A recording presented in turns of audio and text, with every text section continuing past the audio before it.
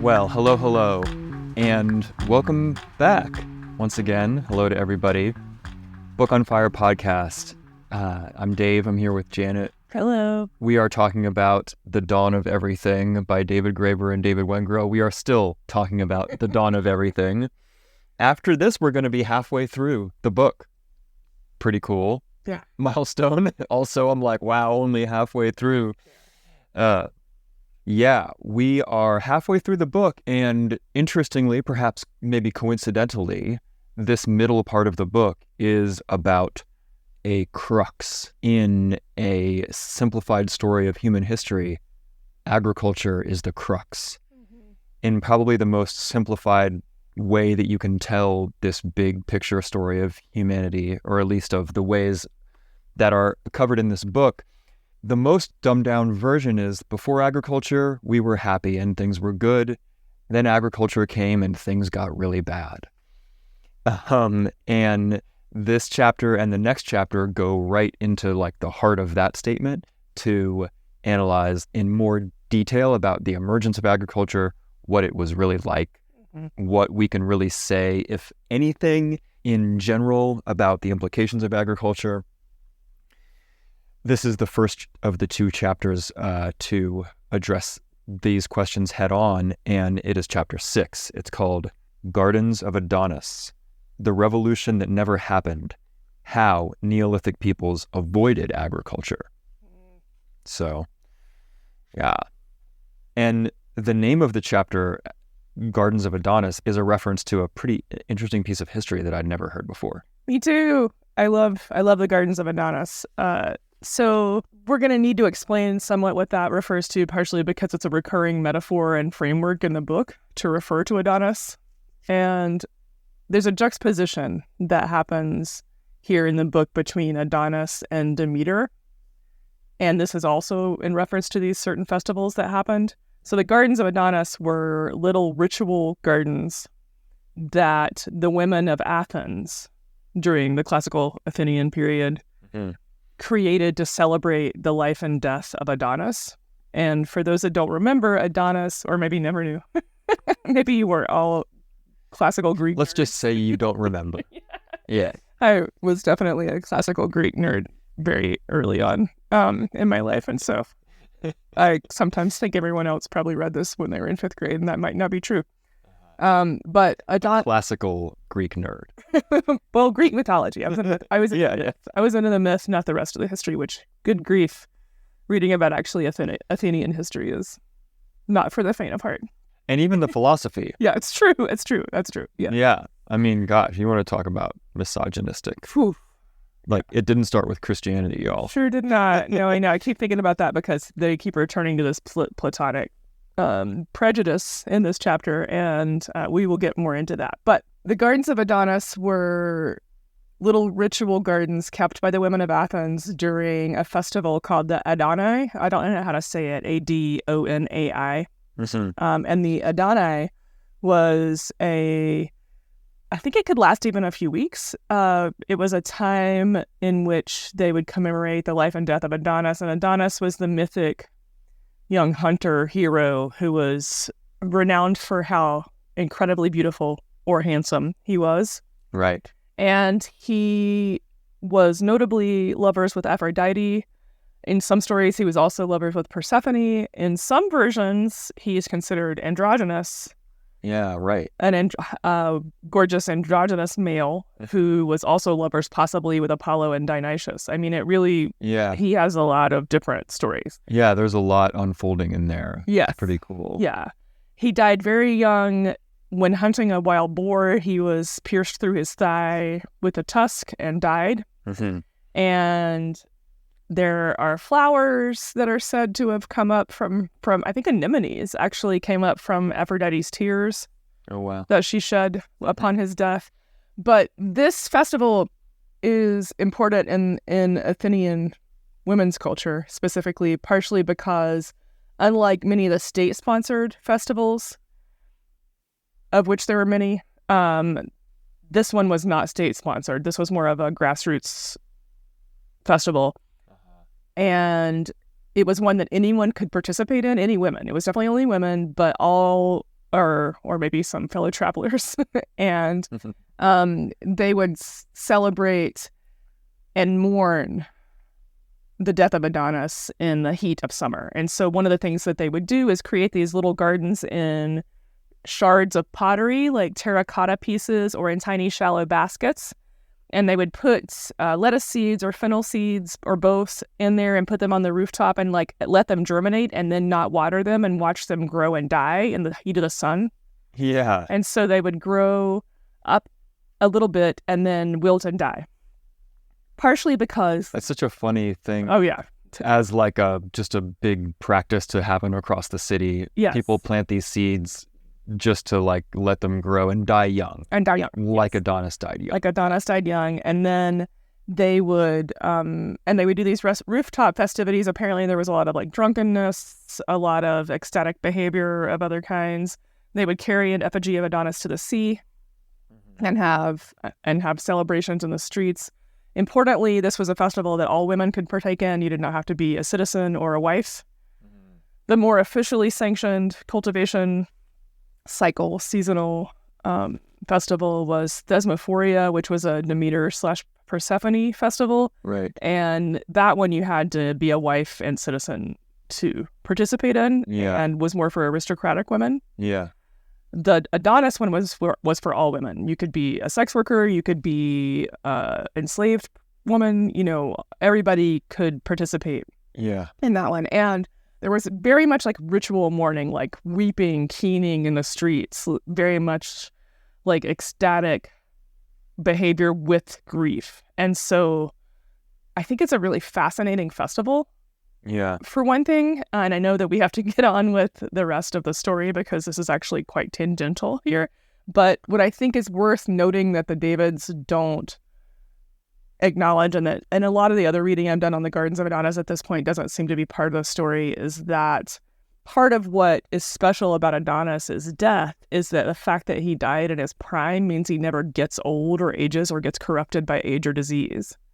And so he gets to stay beautiful and young by dying beautiful and young. Oh. Which...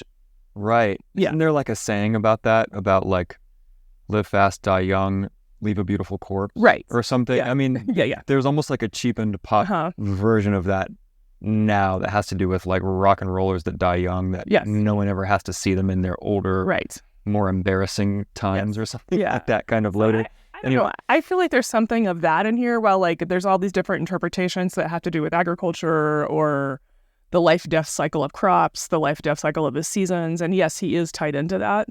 There's something about something or someone getting to stay beautiful. Right. And being able to preserve that crystalline memory of someone that doesn't ever change. Yeah. That I think is in there too. But it's a pretty interesting festival in that it wasn't sanctioned by the state, so we have to wonder like why that is. Well, and that kind of brings it back around to like Plato and why it's even in this chapter in the first place, because it's all really fascinating. And just in the couple of paragraphs in here, it says that like historians agree that the roots of the cult lie in Mesopotamian fertility rites of Dumuzi, right. the shepherd god and personification of plant life, who was mourned on his death each summer. So that's kind of in the pattern. Right. So it goes back, right? It has these connections to even older forms. But the chapter begins with Plato, who's like a very serious Athenian state philosopher, who's like, he's basically saying, if you're trying to do something that you need to succeed, are you going to like plant your seed? He's metaphorically saying, Are you going to plant your seed in the fertile fields at the right time of year, or are you going to plant it in the gardens of Adonis And just let it and die. just watch it kind of sprout and then die? No, Right. you're going to plant it in the fertile field or whatever. Right. Yeah, and they're using this as an example partially to point to the ways that we can think of, because of how we think about farming now, as having always been a very serious endeavor that you would only do with the utmost gravity and and we associate it with the state, right. kind of, or you know, in this history of humanity, it's like farming gives rise to the state, Right. and it enables the creation of states and stuff. And the thesmophoria, the official state-sanctioned rights of agriculture, you know, the ones that were oriented around Demeter, were about farming in this like official sense. Right. And only the citizens could participate in these rights because it was like about creating like a strong state, you know, a strong governmental right. But then the other side of that is the rights of Adonis, which were not about planting as a productive activity at all. Right. Because the plants were just left to die. Right. And the whole thing was actually connected to not a farmer, but a hunter, Adonis. So it becomes this kind of counterpart to what agriculture becomes in a certain context, you know? And the Davids are interested in veering in this, like, in the direction of Adonis and sort of going there, partially because it does involve planting seeds, right, but not in this way that really emphasizes maximum productivity. Right. You know, Yeah. and yield or whatever. So these are themes that are going to come up throughout the chapter. Yeah, and I wanted to add too, and this is going to come up later as well, but the Thesmophoria is also a women's festival. They were both agricultural, well, you know, whether or not, you know, Adonis is like not really agricultural, but they're both festivals that have to do with some level of cultivation that are for women. It's just one was state sanctioned and supported female citizens of Athens who were wives. You couldn't even be an unmarried aristocrat and be part of it. Right. So there's this tie to like fertility of the populace and which is what you're saying of the state and the fertility of the fields being tied together in this women's festival. Right. In both situations, it's just that one is not tied to the state production. Yeah. You know, or tied to agriculture. Right. In that way. But they both, you can think of the Demeter rights are kind of the more like right. domesticated or like chained to production form, you know, but then like some of those same women would then also be doing these Adonis rights. Right. So there was like, you know, like we see in ancient Greece that there's multiple traditions are being kept alive at one time. Right. Which is interesting. Yeah. Yeah. So the Davids, they bring up this quote of Plato and the existence of this cult of Adonis to lead into some questions that frame the chapter. And I'm just like reading from the second page of the chapter. It says, was farming from the very beginning about the serious business of producing more food to support growing populations? Maybe farming began as a more playful or even subversive kind of process, or perhaps even as a side effect of other concerns, such as the desire to spend longer in particular types of locations, blah, blah, blah, blah, blah, blah, blah. So what they're setting us up for is an investigation of the origins of farming, and was it really from the very beginning about this kind of Platonic concern with productivity and yield, you know, in a very economic sense. Right. And the first place that we go on this in this investigation is to Çatalhöyük, which I'm sure I'm massacring the pronunciation, the correct pronunciation of that. Like, I assume that the word for that is Turkish, right? Yeah. Because the site is in the country that's now Turkey. The reader of the audiobook says it in kind of a different way, Çatalhöyük. Çatalhöyük. Yeah. But however you want to pronounce it, Çatalhöyük is a very famous town. One of the oldest towns, period. That's known of, that's been excavated, and not very much of it has been excavated, like 5%. But it's one of the oldest settlements of any size where the residents depended mainly on agriculture, or largely on agriculture, let's say.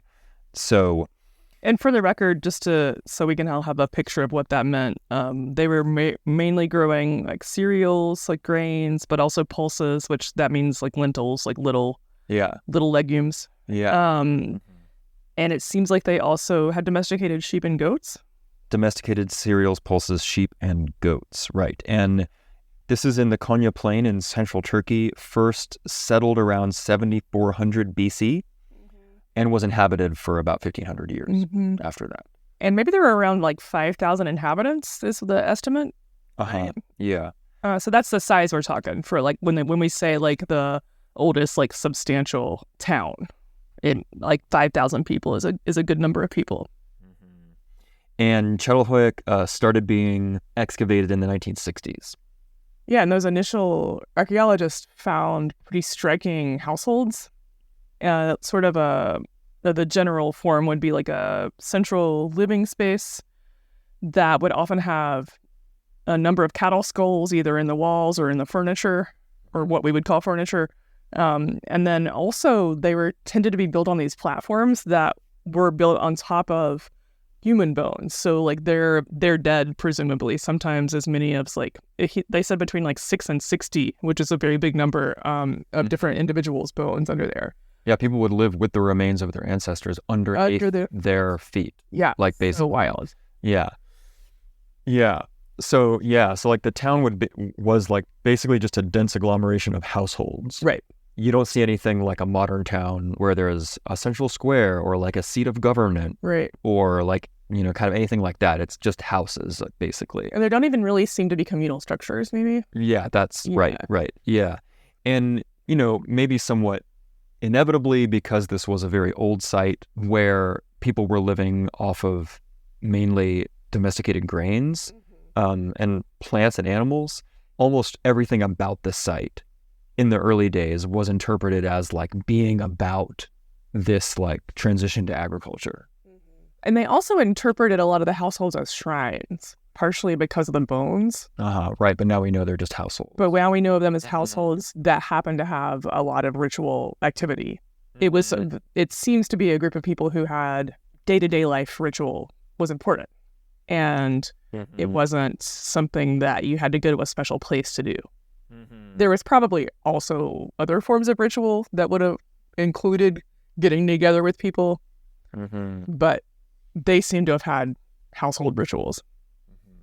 Yeah, and then also found at the site are these female figurines, or, they look pretty obviously to be representations of the female form. And these at the beginning were like widely interpreted to be like fertility goddesses that had something to do with the fertility of the land and the crops. Right. And the Davids point out that like this was sort of a ready-made interpretation that fit into a pre-existing story about Neolithic goddess culture and maybe even like a great goddess that underpinned all of the Neolithic cultures and was revered and held responsible for like the fertility of the land.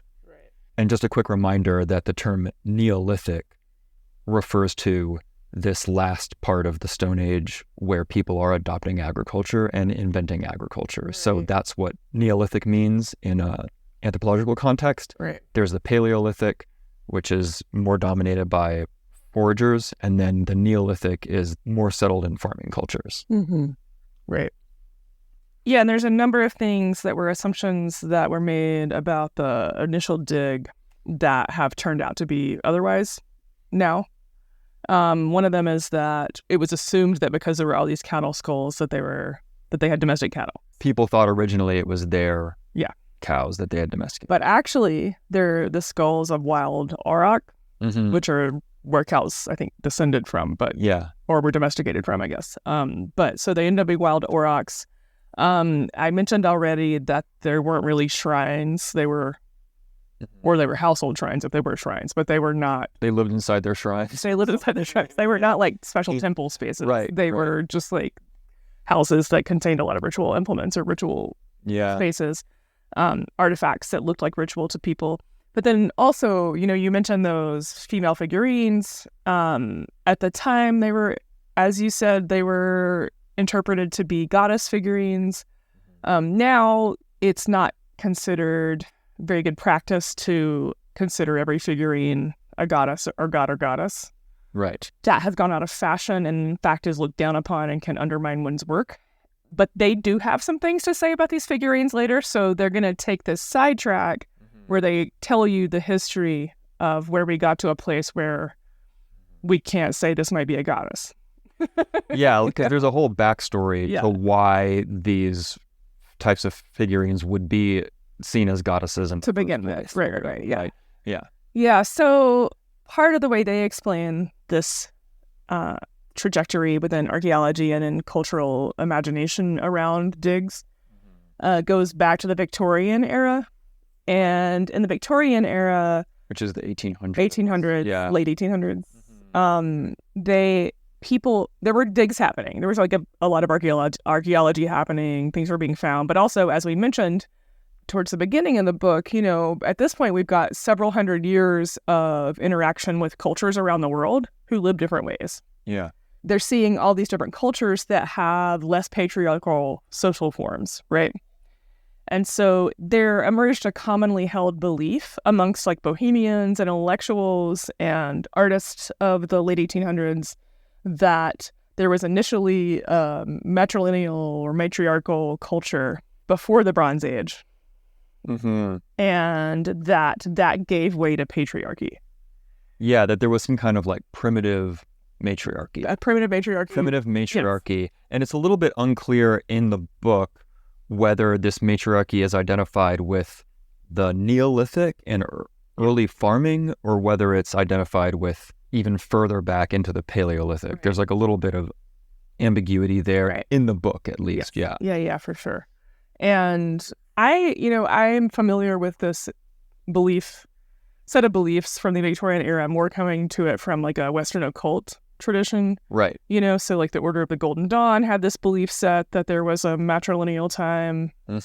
And then they gave it way to patriarchy and they thought we were going to have a return of the feminine epoch later. And that's what they saw happening at the end of this millennium that we just passed through, actually. Right. And then I know that the Madame Blavatsky and the Theosophist also had the Theosophist, it was like there were lots of different flavors of it and different kind of versions of it, but it was very widely held at that time period that the more patriarchal period that they were in then and that we're still in now had come at the expense of a previous matrifocal or possibly matriarchal culture that was more ancient. Right. Yeah.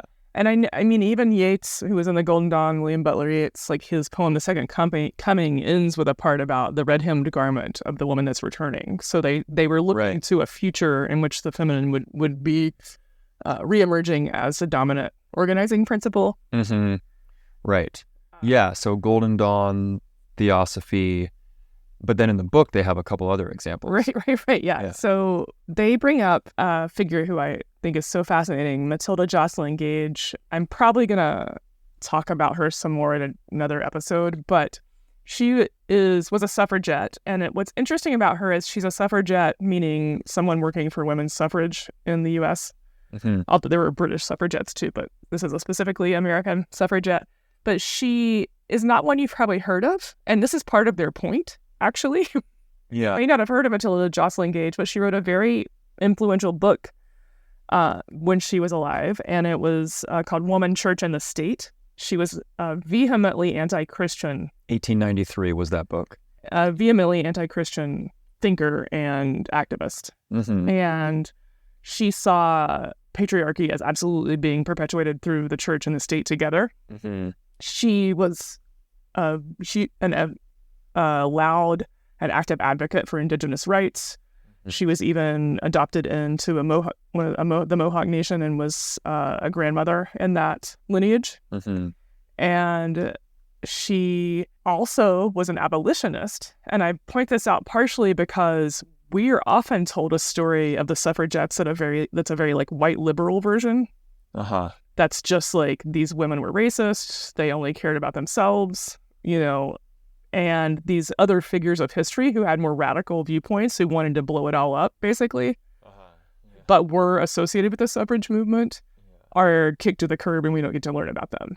The Davids have a different point about why she's erased from history. Right. But I think that actually it's that she had a radical and intersectional politics. Mm-hmm. And she was also, notably, I want to say that she got kind of kicked out of the suffragette movement eventually, or she split with them because Susan B. Anthony joined together with the Christian temperance movement.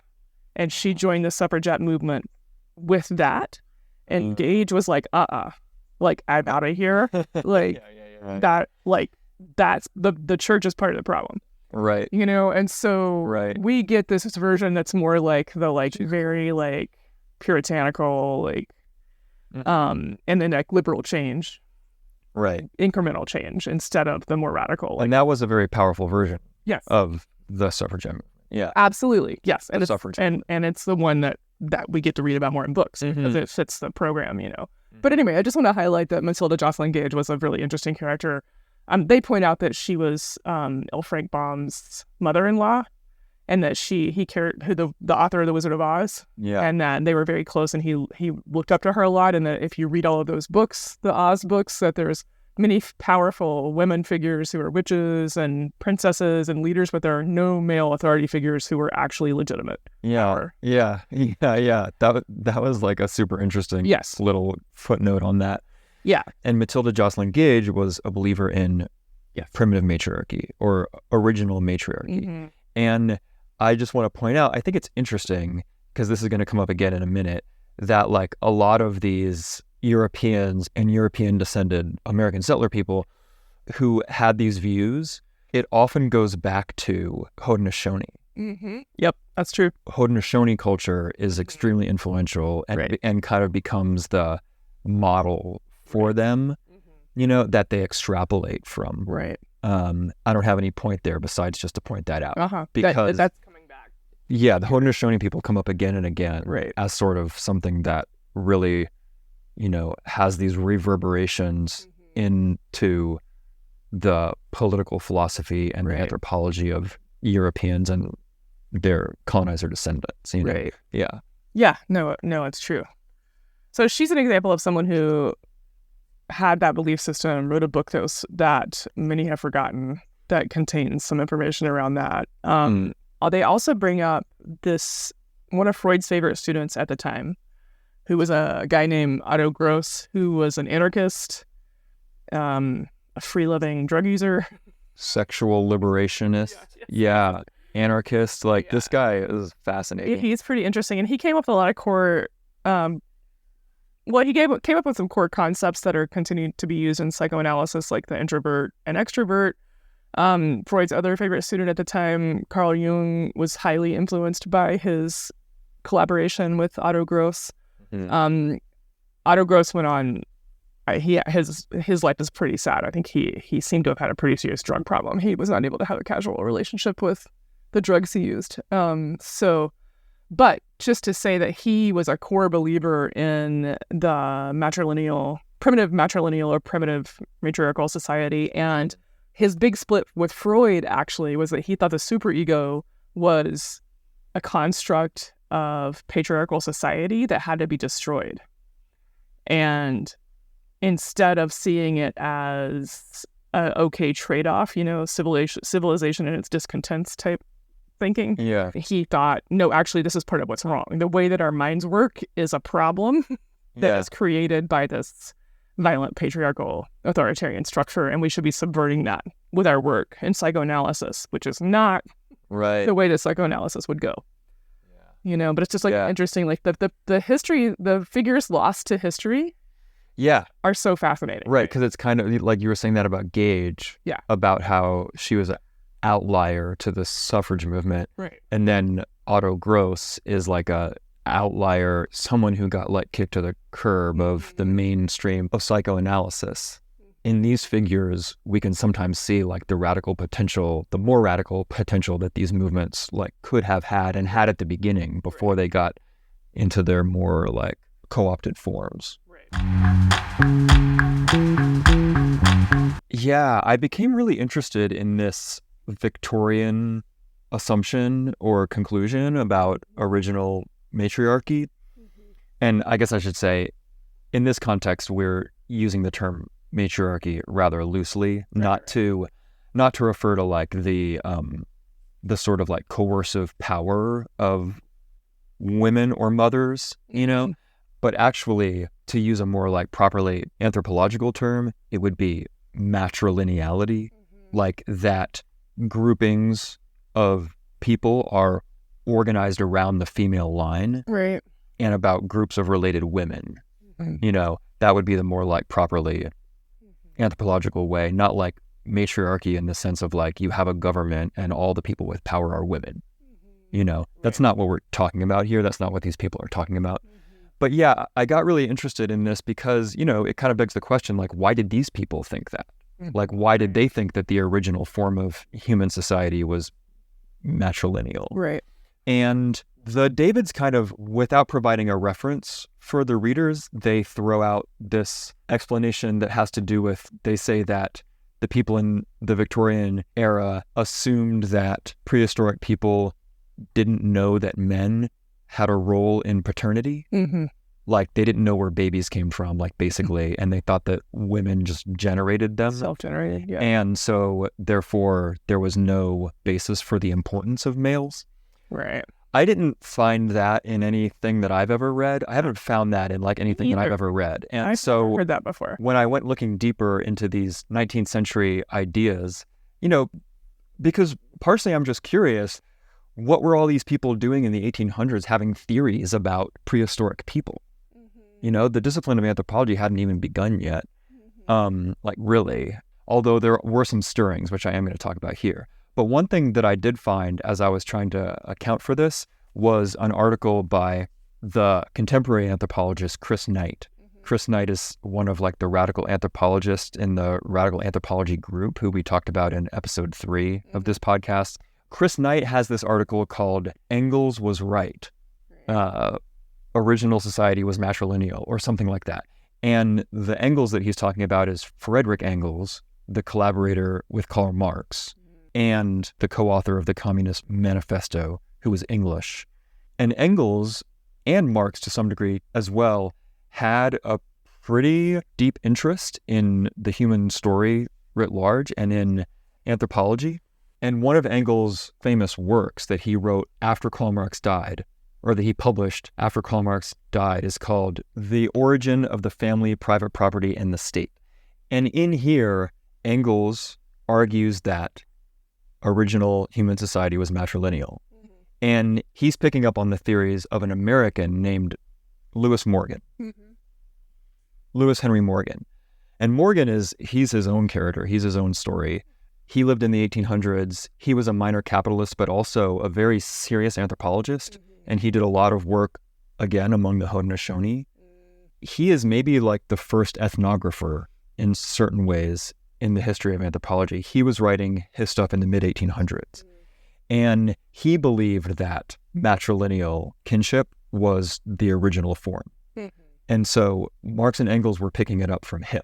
Got it. And he specifically thought that it was the domestication of cattle that disrupted original matrilineal. And there's like a complicated reason for that. It basically has to do with the existence of property, being able to sort of like buy women like away from their family, because it has to do with like matrilocal versus patrilocal residence. Anyway, go back to episode 3 if you want to hear more about that. And I don't know if the Engels book, which was written in 1898, is part of this same kind of bohemian cultural current that was going on that Matilda Jocelyn Gage and Otto Gross were part of. I'm not sure about that, but part of the tale that Chris Knight tells, which is very interesting, is that when the discipline of anthropology was becoming more formalized in the period between the two world wars, that was after the Russian Revolution. And the whole idea of primitive matrilineal became associated with communism. Whoa. Because Engels was a communist and he promoted this in his books. Right. And as a like anti-communist battle within the emerging field of anthropology, these ideas about original matrilineality got suppressed, especially as the capitalist like Western powers, became more and more invested in anti-communism. And there's quotes in the Chris Knight article that are like pretty damning about some of these early powerful people, Malinowski and people like this, in the field of anthropology who are talking explicitly along these lines. Well, so it's also if the matrilineality or matrilinity, how do you say it? Matrilineal. Matrilineal, okay. Matrilineal is one word. Okay, yeah, got it. Matrilineal was associated with communism. It's just so interesting because the Davids are like, what's going on here? Why did these people get erased from history? Right. And they maybe either don't know that history or they have a different thing they want to emphasize here, which is they have other reasons for thinking those people were erased from history. Right. But the thoroughness with which these stories are missing or have been eradicated has to at least be connected to the anti-communist part, right? I think so. Yeah. I mean, the more obvious read is that it's like anti-feminist. Absolutely. Yeah. Right? Absolutely, yeah. Because the original matriarchy type of idea got picked up by especially second wave feminists. Right. And like goddess cult stuff from like the 60s and 70s. Mm-hmm. But the Chris Knight article shows that it's not only anti-feminist, it's also explicitly anti-communist. Right. So the ideas of like original matrilineality or matrilineal offends the conservative mainstream on two counts. Right. Yes. Yeah. So I thought, this is kind of a diversion from what we're talking about in the book, but I think as part of the bigger context, it's really helpful and instructive, especially as we talk about the figure that we're going to bring in next. Right. And I also just want to say that it helps flesh out like where, because I first came into this understanding of the Victorian ideas about matrilineality in prehistory, as sort of esoteric, because I know of it more from Western ceremonial magic. It's interesting to me because I'm like, oh, right, they were probably also the kinds of bohemians that were reading anthropology too, right? Like that, it wasn't just a like esoteric download they got or something. Right. It's actually probably, it has a material base. Right. It's not just mythic. Yeah. Or something, right? Although it became mythic for them. But it became mythic for them. Absolutely. Especially in the context of the Golden Dawn and like all of this stuff. Oh, but the last thing that I guess I need to say about this is that Chris Knight's article is called Engels Was Right. And part of what he talks about is how more contemporary anthropology has actually substantiated these claims in a couple different ways. There's anthropological work that's been done in sub-Saharan Africa where the researchers, like he quotes a kind of research review where the conclusion is the cow is the enemy of matrilineal. Like basically where you see cattle coming into culture, matrilineal traditions become eroded and replaced with patrilineal ones. That this is true, at least in the African context. Right. And then also there is all of the evidence for Paleolithic matrifocal and matrilineal and matrilocal residents that we talked about in episode 3. Right. So I'm not going to go into all of that because Chris Knight is largely kind of referring to the same stuff. So if you want to be reminded of that, go back to episode 3. Right. I will also link to Chris Knight's article here. But, so it's not just that this is where that all came from and Henry Louis Morgan or whatever, or Louis Henry Morgan, blah, blah, blah. But also like these people weren't wrong. Right. These people weren't wrong. Maybe like specifically in the Neolithic, it's maybe more debatable or something, but as far as matrilineality being something that is more predominant in the far history of humanity, yes, there is evidence for that. Wow. Yeah, it is really wild because part of the reason the Davids have to point to this and discuss this history and how it became out of fashion to talk about this, so the goddess figurines or to talk about matrilineal in prehistory, is that they are working within a field that you have to be very careful what you talk about because you can just, they bring up what they're working within a field that is openly hostile to that idea. And it's starting to change now. And they bring up the work of the life and work really of a Lithuanian American archaeologist whose name is Maria Gimbutas. Yeah.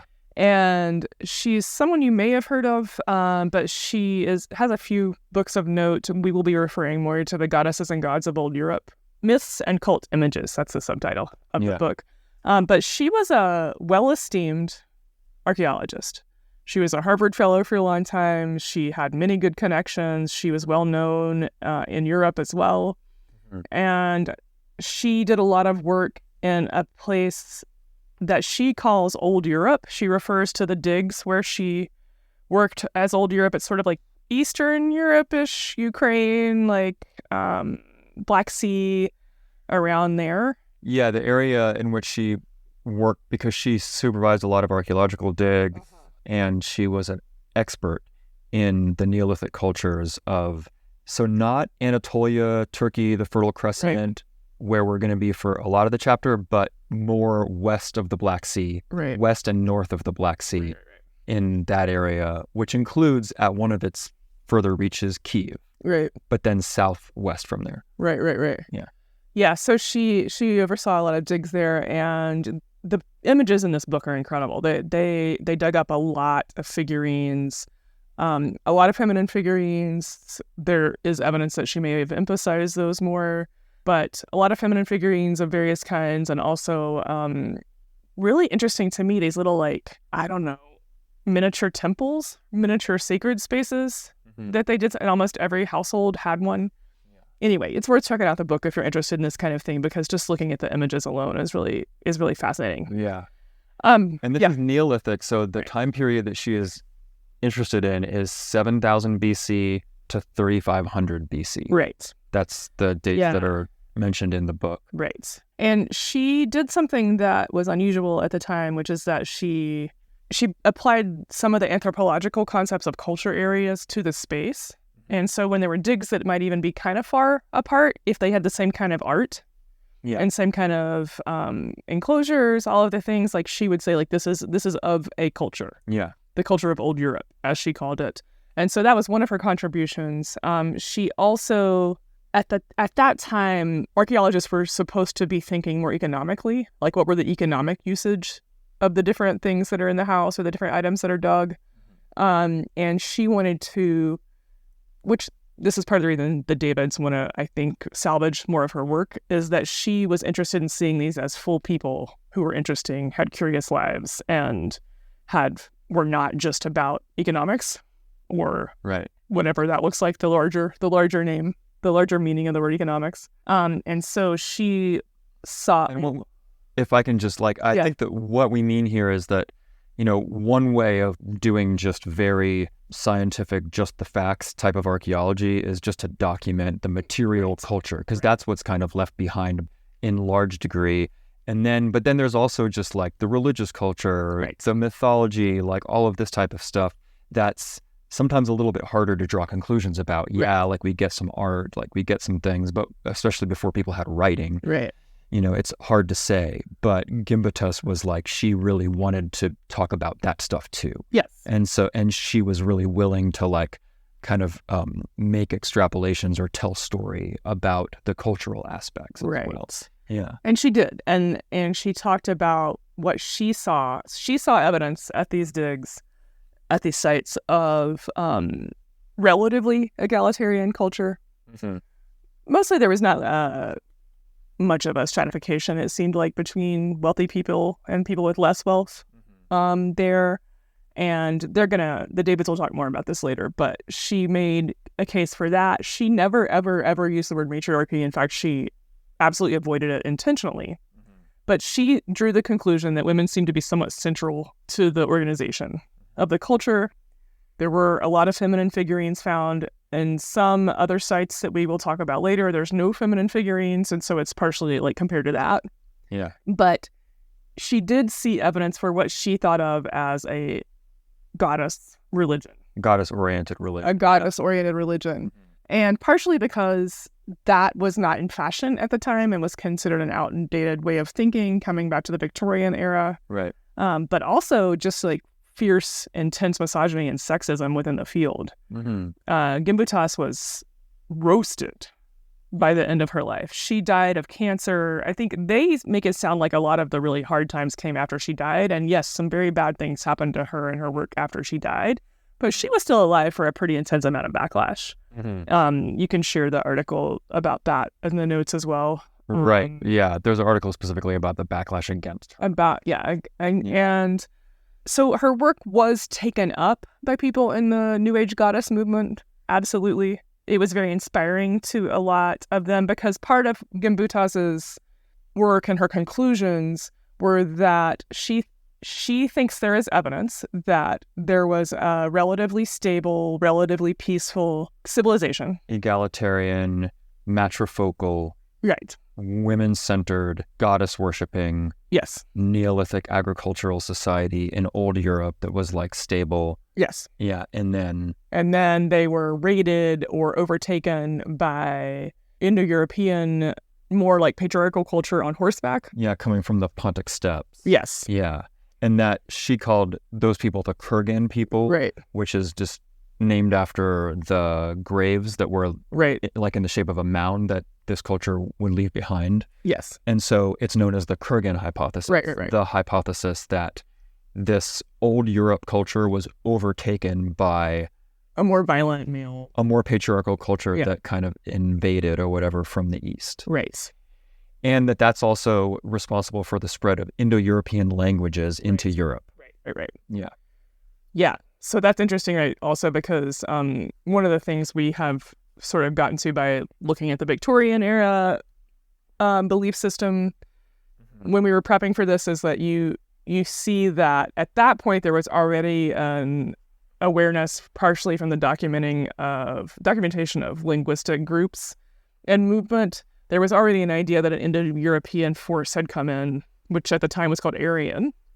Yeah, the old word for that is Aryan. Yes. Right, which of course was famously taken up by the Nazis. To become their Uber race. To become their Uber race. And so this myth has all these different uses, or not myth, I guess I should say like this, the evidence of this possible history has been used by a lot of different folks. And so there's not like one way to tell this story, right? You know, you have people who think like this is evidence of there being like a more stable, peaceful culture that is overtaken by violent male intruders. And then you have the people who are like, oh yes, these white warrior class that we're going to claim as our ancestors. These traditionalists who claim this lineage as like, they're pure. We are those warriors. We are those warriors, right? Yeah, right. And we're proud of it. Right. You know, yeah. But so we can pause here and point out that like, you know, so you can probably see how Gimbutas' theories fits pretty well with these older ideas of a old school matrilineal or matriarchal culture that was then like overtaken by or somehow gave way to a patriarchal culture, you know, that replaced it. Yes. Yeah, and I think that what's interesting about the backlash against her work is partially that because her work was appealing to second wave feminists / goddess new agey types, and a lot of like more speculative history books were written, like The Chalice and the Blade, that kind of drew from this archaeology. Yeah. Part of what happened to Gimbutas is that she came to stand for those books. You know, like she's accused of saying things that are in those books that she never says. Right, exactly. And she is held... She didn't use the word matriarchy. And she never used the word matriarchy. She's held accountable for a host of arguments that she never made.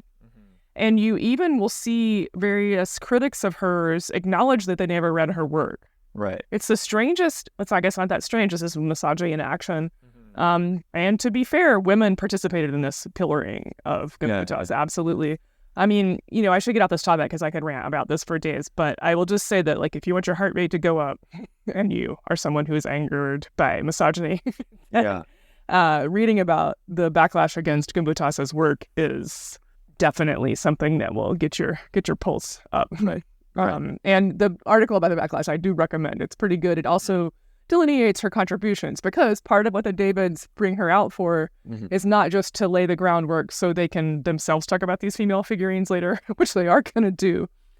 Right. But also because I think they appreciate her contribution, or some of them. They don't agree with everything. Oh, yeah. And I'm very grateful. She was a giant to them. Yes. in her field, and her work is still stuff that people build on today. Yes. Yeah. Some of her critics have taken credit for things she said because they don't understand her work. It's so wild. And also, I know that you were in the middle of a sentence, but I guess we need to not forget to tell people that the Kurgan hypothesis has been That's what I was on substantiated. Yeah. Yeah, she now, and this is what the Davids point to, is that there has been DNA sampling from, now that we have more advanced research methods for testing the DNA at these sites, the Kurgan hypothesis has been proven or substantiated because the DNA did change. There was an influx of another group of people in this area that overtook the DNA, or at least merged with the DNA of the people who were there. Right. Yeah. So, and even some of her main critics have said she's been vindicated at this point. Oh, yeah. Yeah. Very famously so. But you will still see people. I saw this just the other day when people were discussing this book on Instagram, actually, like trot Gimbutas out as like an unreliable person. Yeah. So I think that we can say that like the backlash against her was motivated by misogynistic bias. Right. The Davids talk about this, where it's like, wait, women don't get to tell big, sweeping, generalized stories about the long arcs of history. Only men get to do that. Right. Like when men write books like that, they're not like pilloried to the extent that she was. Or they get given chairs of departments. Right. Yeah. So there's that. And also maybe the communist thing, kind of absolutely like the lingering associations with because of egalitarian and woman-centered in her version. Yeah, and also like the matrifocal is associated with communism, going back to Engels. Right. But then also that there were people who latched onto her work to substantiate a arguably like kind of reductive revitalization of the primitive matriarchy, earth goddess transitioning into sky gods type of archetypal myth, which, although that tells us something about a general truth that, like I was saying in the Chris Knight thing, it's like Engels was right or whatever, like all this stuff, that story being told in Chalice and the Blade and in some other things is lacking a lot of like historical specificity and nuance, but they were using Gimbutas to back them up. Right. So Gimbutas herself was made to suffer for the way her work, the revitalization of these like kind of reductive stories about the transitioning culture. Yeah. I do want to add here one thing I think is really interesting, and this is in the Backlash article actually, which was written a while back, maybe 15 years ago or something.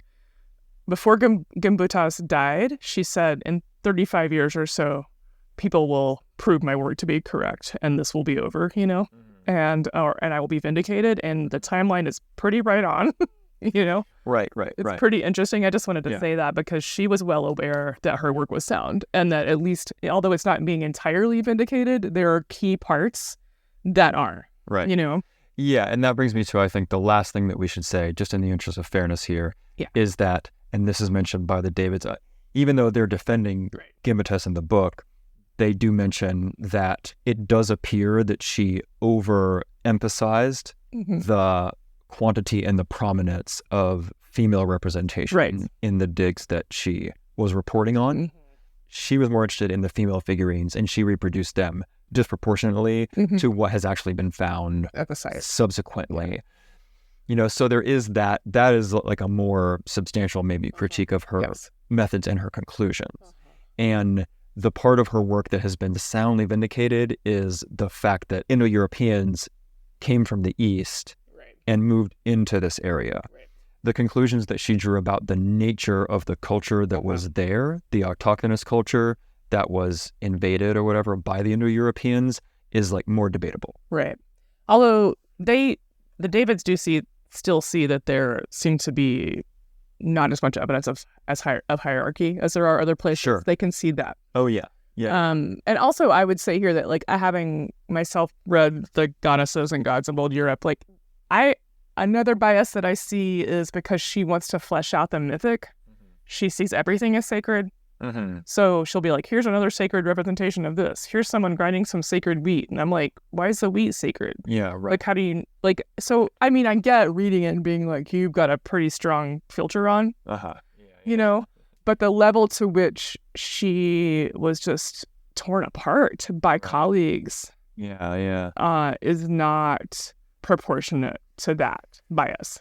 It's interesting. I'm reflecting on what you said about everything being interpreted as sacred. Yeah. And there is a way that we, like Westerners or something, can like sift through the remains of old cultures or something, or maybe even the way that Western anthropology looks at living, breathing indigenous cultures, with this assumption that people are just like moving through sacred landscape constantly, and just everything is a part of a sacred weave and being almost continually in like a mythopoetic mind state all the time, and I'm not sure why we do that. Right. But it's something that I've caught myself kind of doing too. Sure. And some anthropologists nowadays, noticing that that's part of anthropology's past, are saying like, we should maybe allow that these people whose cultures we're studying are sometimes just having fun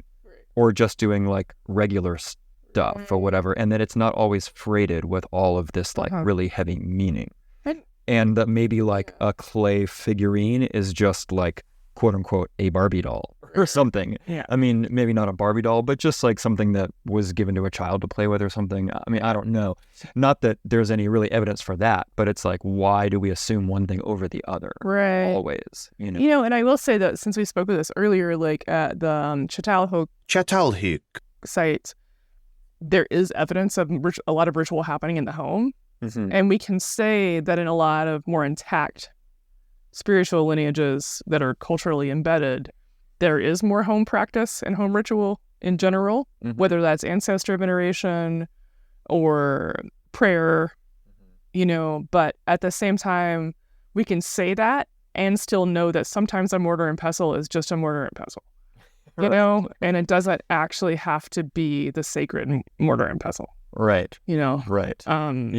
Yeah. So right. We can hold both things, right? That there probably was more everyday ritual and less separation, because there often is if people don't get messed with or alienated from their God. Right. Yeah.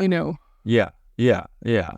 And I mean, I wouldn't doubt it either if somebody told me that there's people living on Earth today that have like very mythopoetic things to say about their mortar and pestle. Sure. Sure. And that maybe hearing those things colors the way that people are prone to look at prehistory too. Right. Right. Yeah.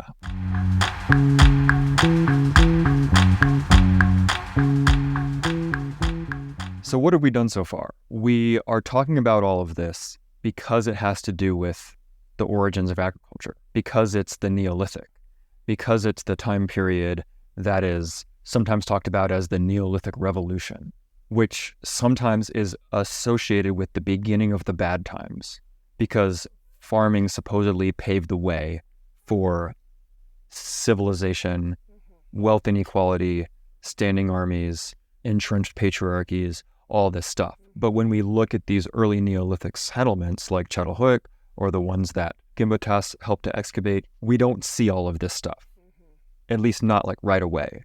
We don't even see that many of the seeds of that stuff germinating. So it's at this point that the Davids want to kind of like go down deeper and actually put ourselves on the ground in Southwest Asia at the beginning of domestication and cultivation of plants and animals. And so this brings us to the region of the earth that's been known as the Fertile Crescent. We're going to spend a little bit of time here, because this is really, as far as we know now, the first place that domestication, we're going to be focusing on plants, especially, actually, the first place that the domestication and cultivation of plants got experimented with on Earth, and it didn't all spread out from here, we should say, because cultivation and domestication of plants arose independently in different places on Earth at different times. But the first place it happened, and kind of most famously and most archetypally, was here in the Fertile Crescent. And the Fertile Crescent, I'm going to attach a map of the Fertile Crescent and some of the early farming settlements that just, I think, came from the Wikipedia article on the Fertile Crescent into the show notes. It's a really good little map. Also, the book has a pretty good map too. Actually, a really good map that shows like where, because not all of the Fertile Crescent, the people were actually engaged in farming. The Neolithic farmers were only in a couple regions. The other people were doing herding, pastoralism, a little bit of plant stuff, but mainly with wild cereal grains and stuff. So it's a very diverse pastiche. The Davids want to draw a distinction between what they call the upland Fertile Crescent and the lowland Fertile Crescent. The Fertile Crescent, the terminology itself came from colonial sources that were describing this terrain in the wake of the dissolution of the Ottoman Empire after the First World War and like the parceling up of this territory to colonial powers. So it's not a neutral term, but it's not like really a nationalistic term or something either. It refers to a band, crescent-shaped because it's kind of almost like horseshoe-shaped, or I guess crescent is the proper term. A band of temperate, better watered and fertile land that surrounds the Syrian desert in a crescent shape. So within the Fertile Crescent is a desert, not great for agriculture. But on the edges, like in what's now the countries of Israel, Jordan, Palestine, and Lebanon, and then going up into what's like northern Syria, actually like Rojava, and then into Turkey, and then kind of coming down through Iraq on the border of Iran, along the Tigris and Euphrates valleys, going into the Persian Gulf. So that's the Fertile Crescent. And according to the book here, the upland crescent, which is more like steppe, like high steppe and kind of going up against the mountains, initially at least, was less devoted to farming. And it's what they're calling the lowland Fertile Crescent, particularly the western part, the Jordan and Euphrates river valleys, what's sometimes called the Levantine corridor. That is mainly going to be the focus of what they're talking about for the next little bit.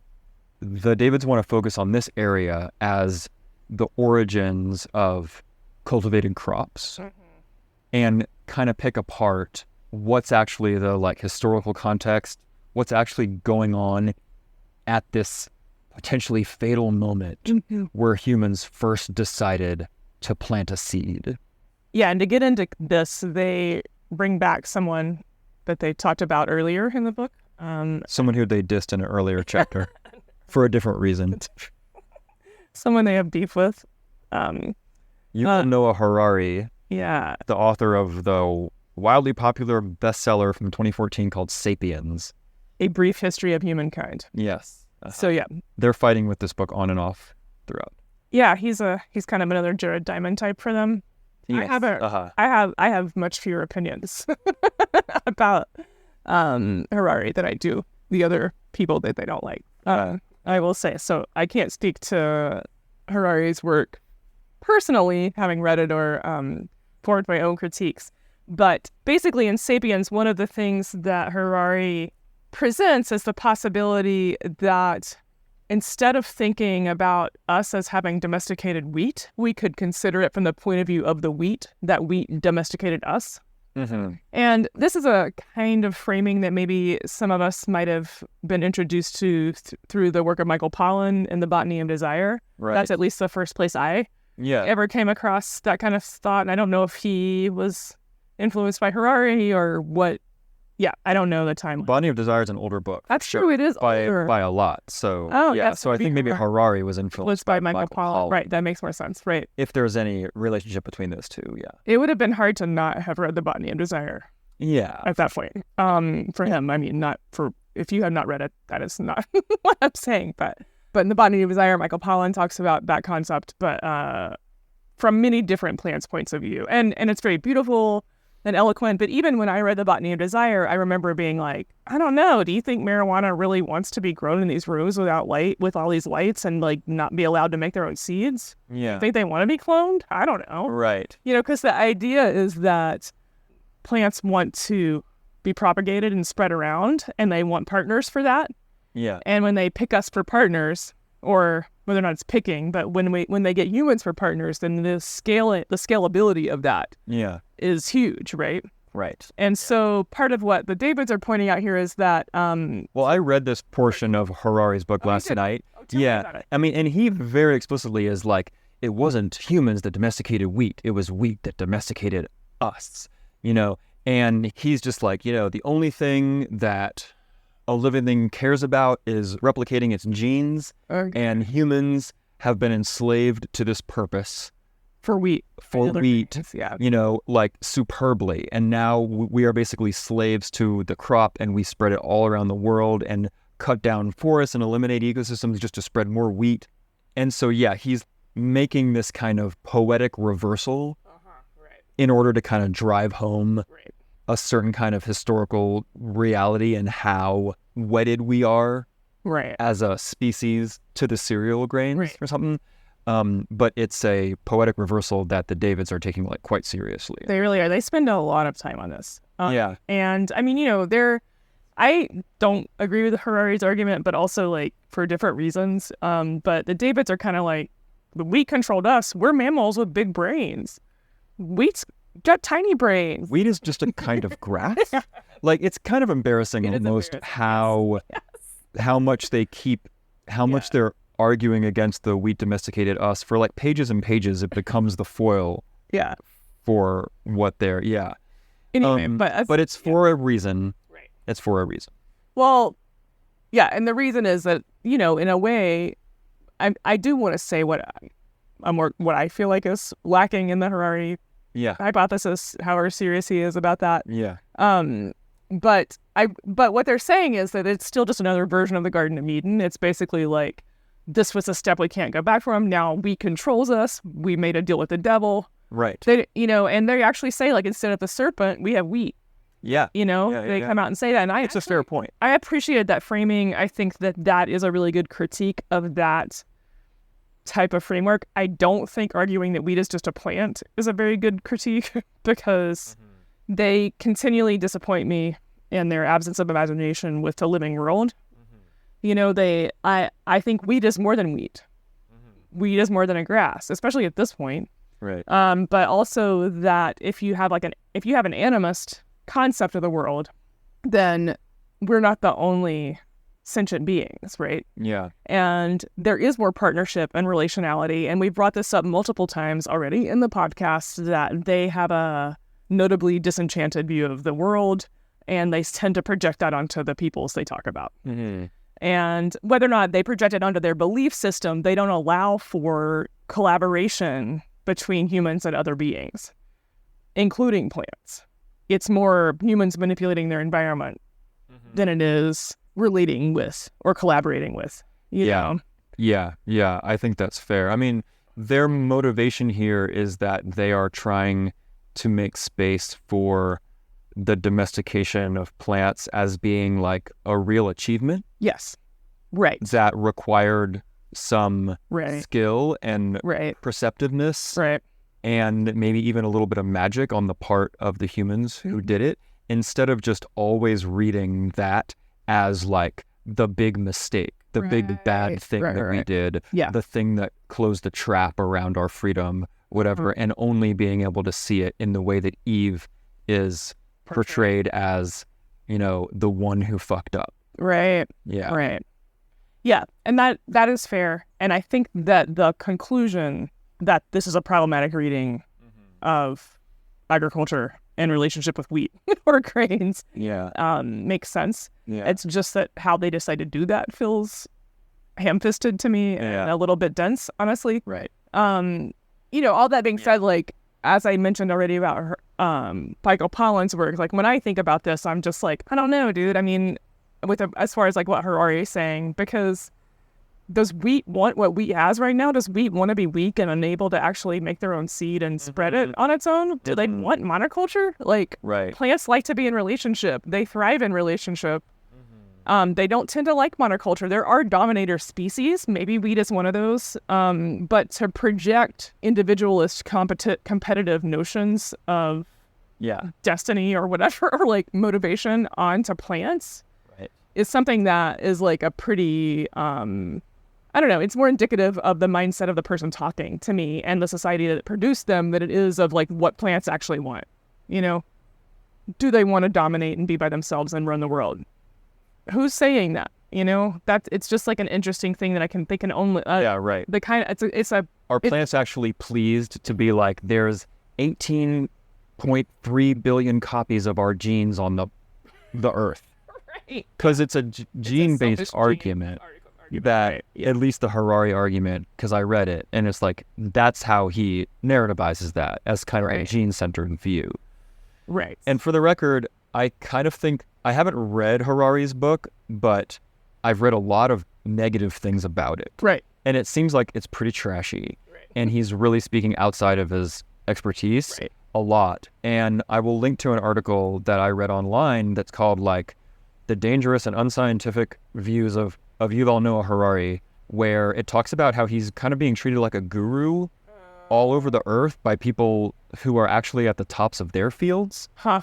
And it also like breaks down some of the arguments and the stories that he tells in his books from the point of view of the person who's writing, who is a scientist, who can speak to some of the things in more detail. Right. So I just want to say, I mean, even though the David's engagement with this is, you know, like I'm kind of like, like what are they doing? They're maybe taking this kind of like bong rip type of thought. It's a stoner thought for sure. And yeah, and like really like arguing with it piece by piece, like in a very like kind of detailed way. And I'm like, oh my God, I don't know if we're supposed to like take it like that. It doesn't deserve it. That's probably true. It also seems like there's a lot of problems with the Harari book. Sure. Yeah. Just to get that part out of the way. And also, you know, I love plants. My life is plant centered. I like to think about the ways plants change and shift me and make me different. Yeah. And absolutely order the rhythm of my life. Yeah. Because I'm an herbalist. Yeah. And at the same time, I think that kind of intimacy makes me question this conceit that wheat wants what is happening, you know? And I think that could only be thought by someone who is not a plant person, honestly, or doesn't live in very much ecological connection. Right. Yes, but the main thing here for the Davids is that they want to preserve autonomy for the humans involved. Right. We weren't just like captured, or it's not we, but these people like weren't just captured in some kind of a spell by wheat that like reached out from the field and was like, come here, harvest me in a certain way, make my seeds grow. They want to preserve autonomy for the people involved, and they're against any kind of framing of domesticating plants as just like a trap that lay waiting for people to just fall into. Right. That goes in only one direction. Wait, does a trap go in a direction? Well, yeah, I think, we're mixing our metaphors.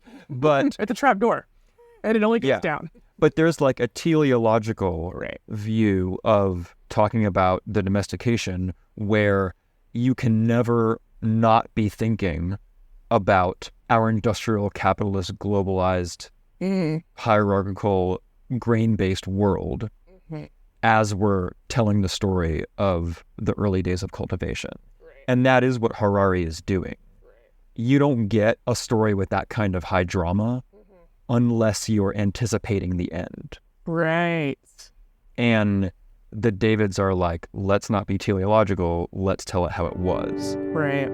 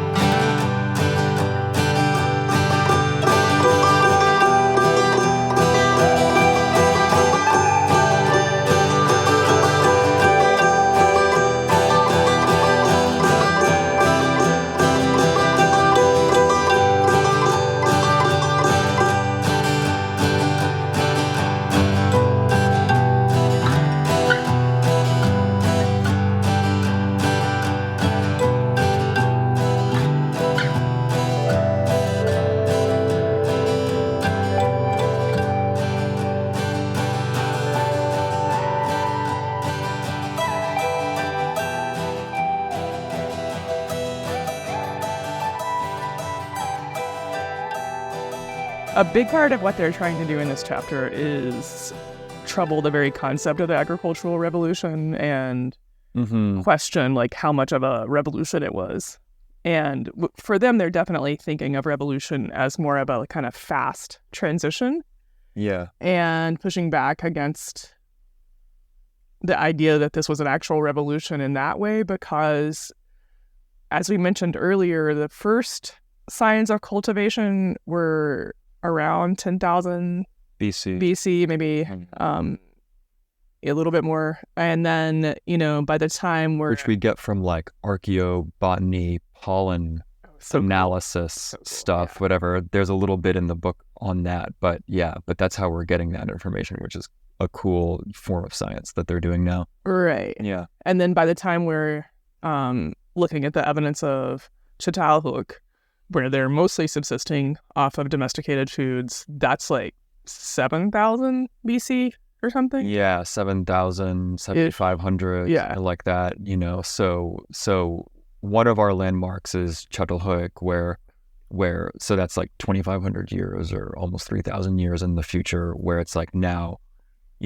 those people did a lot of hunting, right. But like at a certain time of year, they cultivated grains and lentils. Right. Yeah. Yeah. So the Davids are like, this is 3,000 years.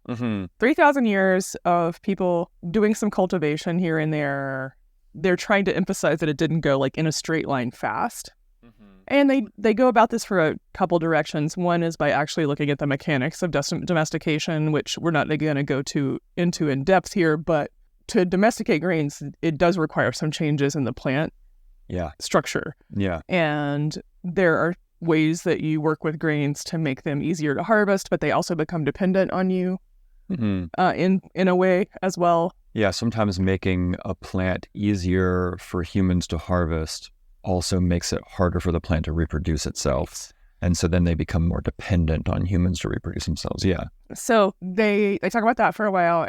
But they also show that when experiments have been done in more recent past on how to domesticate grains and how long that will take, you could actually get it done in a couple generations. A couple of human generations. Human generations, right. A couple of human generations. Not the generations. Yeah, or maybe 100 years. And so their point being like, it's not like it took 2,000 or 3,000 years to fully domesticate wheat, because that's just how long it takes. If you really were at it persistently and very focused on it, then you could get it done in a lot shorter amount of time. And they're kind of asking, if they could have done it a lot quicker, then why didn't they? Right. And then, so they give that as evidence. And then they also talk about how when you examine just the archaeological evidence over those few thousand years, what you see is more of a picture of cultivation being like one of the things people are doing amongst a wide variety of things, and so people clearly in a lot of different areas would keep like a little patch of cultivated area, and one of the things they might offer to trade is a certain cultivated good, but it's not like the organizational point of the whole culture. It's just like one of many strategies. Yeah, right. And people are still like hunting and gathering wild plants and doing a lot of that. Right. And then maybe having kind of a sideline in a little bit of cultivation over here where they're actually deliberately planting seeds, or they have a little plot or something. And yeah, it doesn't, what we don't see, at least in this part of the world, is people almost like as soon as they figure out that it's possible, just really going all in on this one strategy and being like, let's switch our whole lives around to this. You don't see that, And to me, I feel like it's kind of unsurprising that you don't see that. Like this picture that they paint in this section, which we're going to elaborate on like a little more, which is, people were kind of like playing around with it, incorporating it some more, doing it, to maybe supplement their diets, doing it to have something to trade with, like all of this type of thing. And experimenting is, you kind of like, if you stop and think about it, you kind of think, it's probably how that would go. Right. But that doesn't mean that that's the image that we all kind of keep in our mind when we think about, if we haven't actually looked at this material, when we think about like the agricultural change or the switch or whatever. Right. Like we're kind of trained zoomed way out at like the big picture of history to imagine this as something that was kind of sudden. Yes. Or that once it was on the table, everybody did it. It took over. Yeah. Like everything. Yeah. Right. And we will, in the next chapter, we're going to talk more about the spread of agriculture and how that technology did spread in certain ways at a certain point. But at this point, we're talking about thousands of years of experimentation and, I don't want to say dabbling, because it's like they're serious in that it's one of the things that they do, and they learn a lot while they're doing it. And they do have some technological revolutions happening at this point. But it seems very much less food-based, and that's one of their points as well, which is that they talk about how there is evidence that what people were first going after with this grain cultivation was actually the straw. Yeah. And that part is fascinating. Yeah, this is very, and you can really imagine this being the case. Yeah. Because, straw, just to make sure people know, straw are the stalks of the grain. Right. So the hollow stalks of the grain. I pause here to identify that because sometimes it is common for people to confuse hay for straw. Right. Right. And like hay is grass and sometimes some other plants mown from a field to feed to animals. And straw is the leftover stalks of grains after the grains have been harvested. Mm-hmm. That's what we call straw now. But back in the day, what the evidence is saying is that like it's very likely that these people wanted the straw for a building material, and that maybe the grain initially was a byproduct, if anything, of that. Right. And that makes sense because people settled into villages before they became agricultural in this area. Like settlement almost always precedes adoption of grain agriculture, and straw can be really useful for making roofs. Yeah, thatch roofs. Thatch. Right. Mm-hmm. Yeah, so you have with the straw from grains of all kinds, you have the capacity to make straw.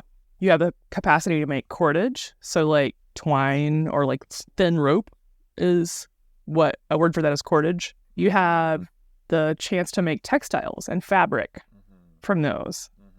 Some examples might be that, linen, the cloth linen are the stalks from the flax plants, Flax. From flax. Yeah, right. Aside from the grains, there are plants that are very highly valued for their cordage, for the fiber. And right, for like sure. Hemp is like that. That's true. Or nettles or whatever. And Right. So they were incorporating straw in all these ways. Yeah. Including mixing it with mud to make things. Yeah, straw mixed with clay is a building material. Yes. In fact, the house that we sit in right now is constructed in such a way. Yeah, that's true. Yeah, so they had this media revolution. If there's any kind of revolution, according to the Davids, that's part of what was happening, is how much it changed life for humans to actually be working with plants in this way. Right. And it was much less focused on food. Right. Different media for creating things. Right. Including, and maybe not initially, but including your dwellings. Right. Yeah. So that's really interesting and cool. Definitely. And that's people are like, go get straw from, like over here or whatever. And they're like, what are we going to do with all these seeds? Oh, well, you can eat them. Right. I don't know. Yeah, who knows how that all went. Who knows? But yeah, that's an interesting idea. So that's part of what's happening over this 3,000 years. And then another really important part in this section before we go back and talk more about this technological jump is that it's clear from many of the sites that have been excavated that the earliest cultivation tended to be in areas where there was fairly predictable flooding, seasonal flooding. Mm-hmm. And that method of agriculture or horticulture is very different than what we picture generally when we think about agriculture.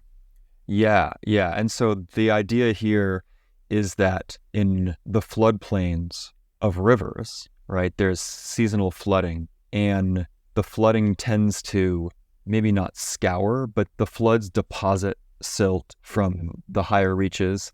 And when the floods come and then when they recede, what is left is like a largely plant-free for the time being, Yeah. area on the banks of the river, right? And just naturally, seeds will end up in that area and plants will grow until the next time the floods come, and then the plants get kind of scoured away, and then there's like a nice cleared area again. And what we know now, and in this part it's clear that they've read James C. Scott's book Against the Grain, where he details this in a lot of detail. That's a great book. I really recommend this as a companion to The Dawn of Everything, where, people figured out that they could go into this ground that had already been prepared by the flood and sow seeds intentionally into there. And so instead of just allowing nature to like grow whatever the seeds were just going to end up in there, they could come in with the grain seeds, and just at the right time when the silt had been deposited and the soil was still moist, to sow the grain seeds. I don't know if they just broadcasted them or if they made furrows or what they did exactly, but in the sort of naturally prepared soil in the floodplain, and then the grains would grow really well there.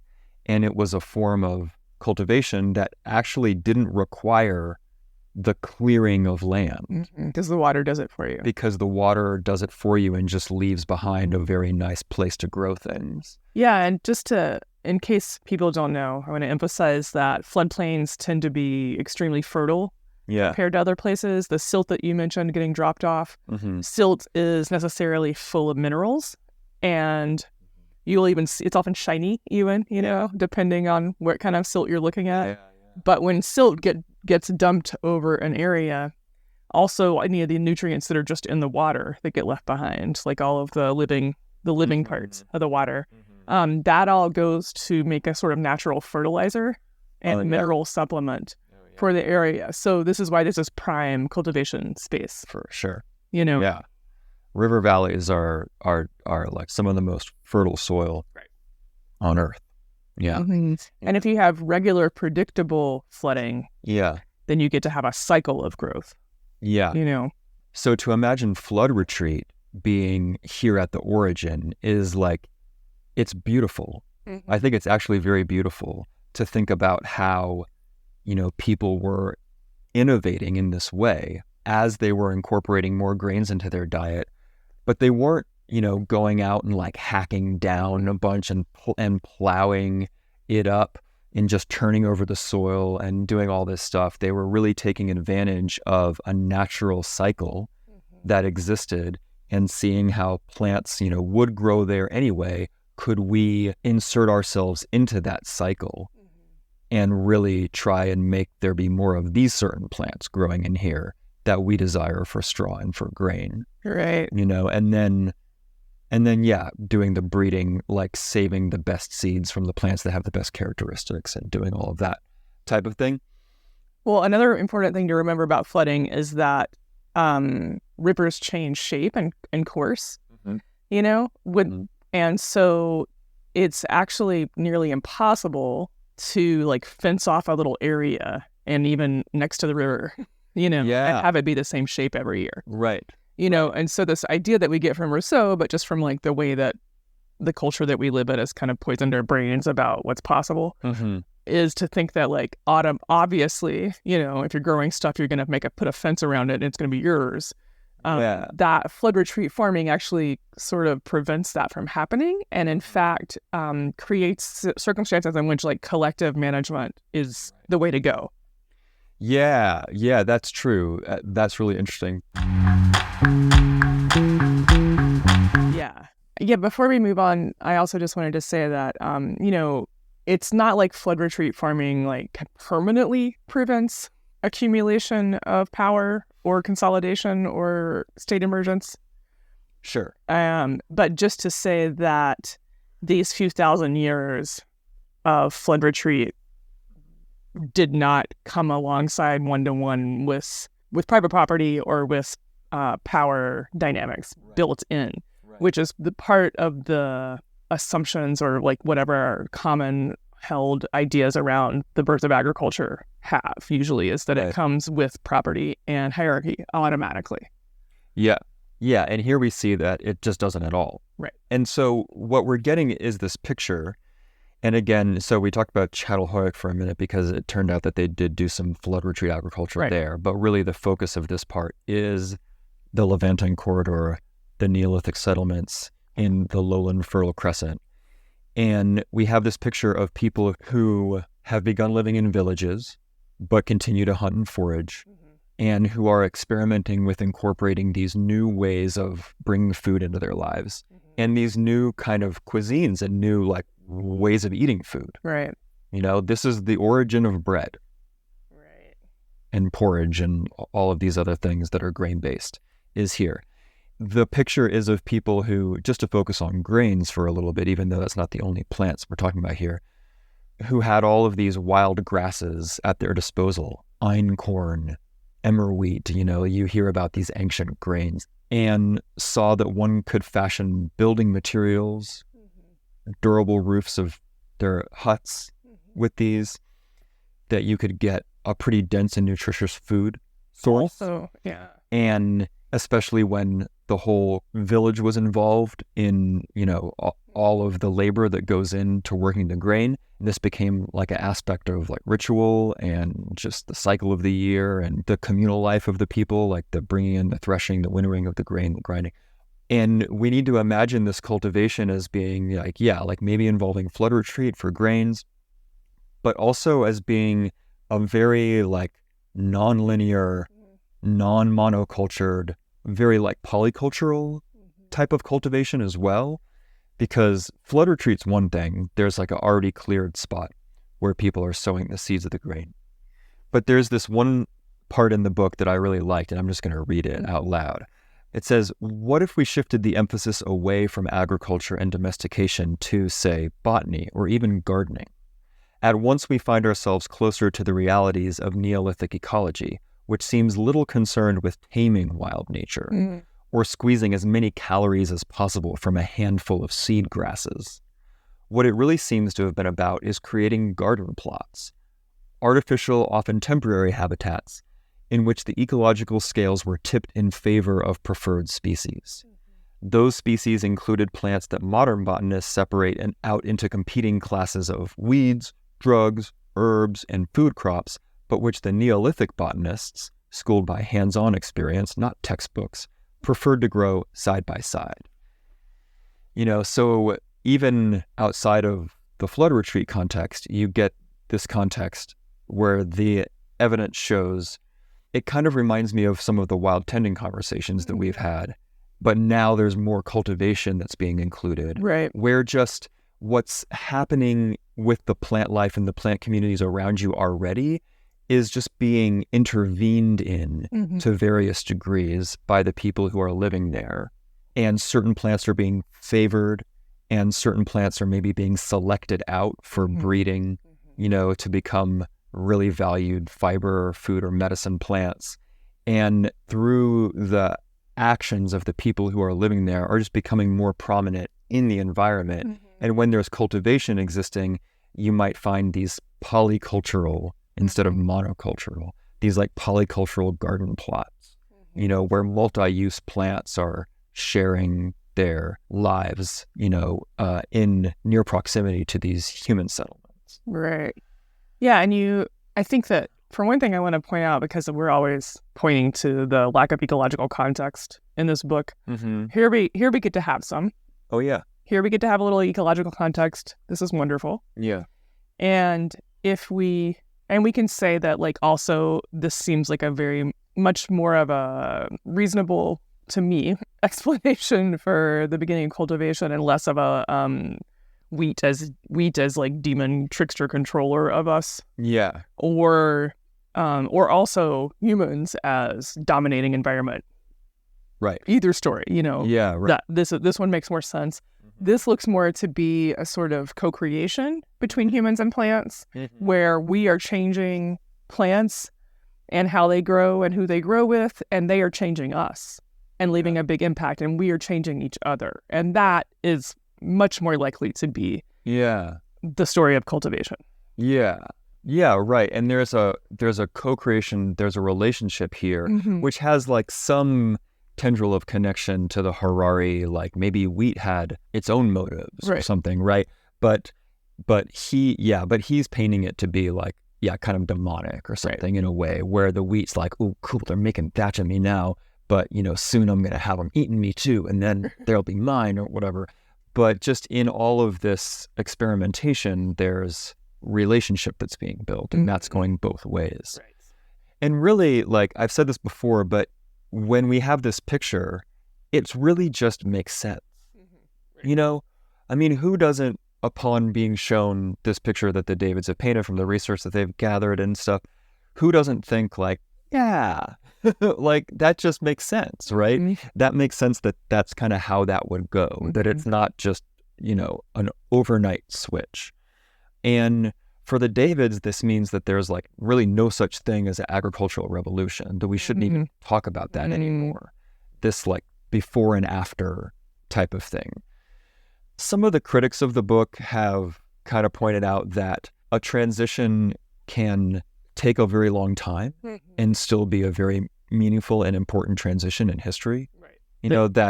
That an arc can be very long and still be talked about as what it is, which is a world-changing, momentous and world-changing thing. Yeah. And, I think that also makes sense to me. Right. That zooming in to like the shorter intervals of the timeline, right, and seeing the detail doesn't make the overall trend disappear. Right. I mean, even though the people who are literally cutting the thatch are not going to necessarily be perceiving the entire trend. Right. And that's kind of where the Davids are putting us in here.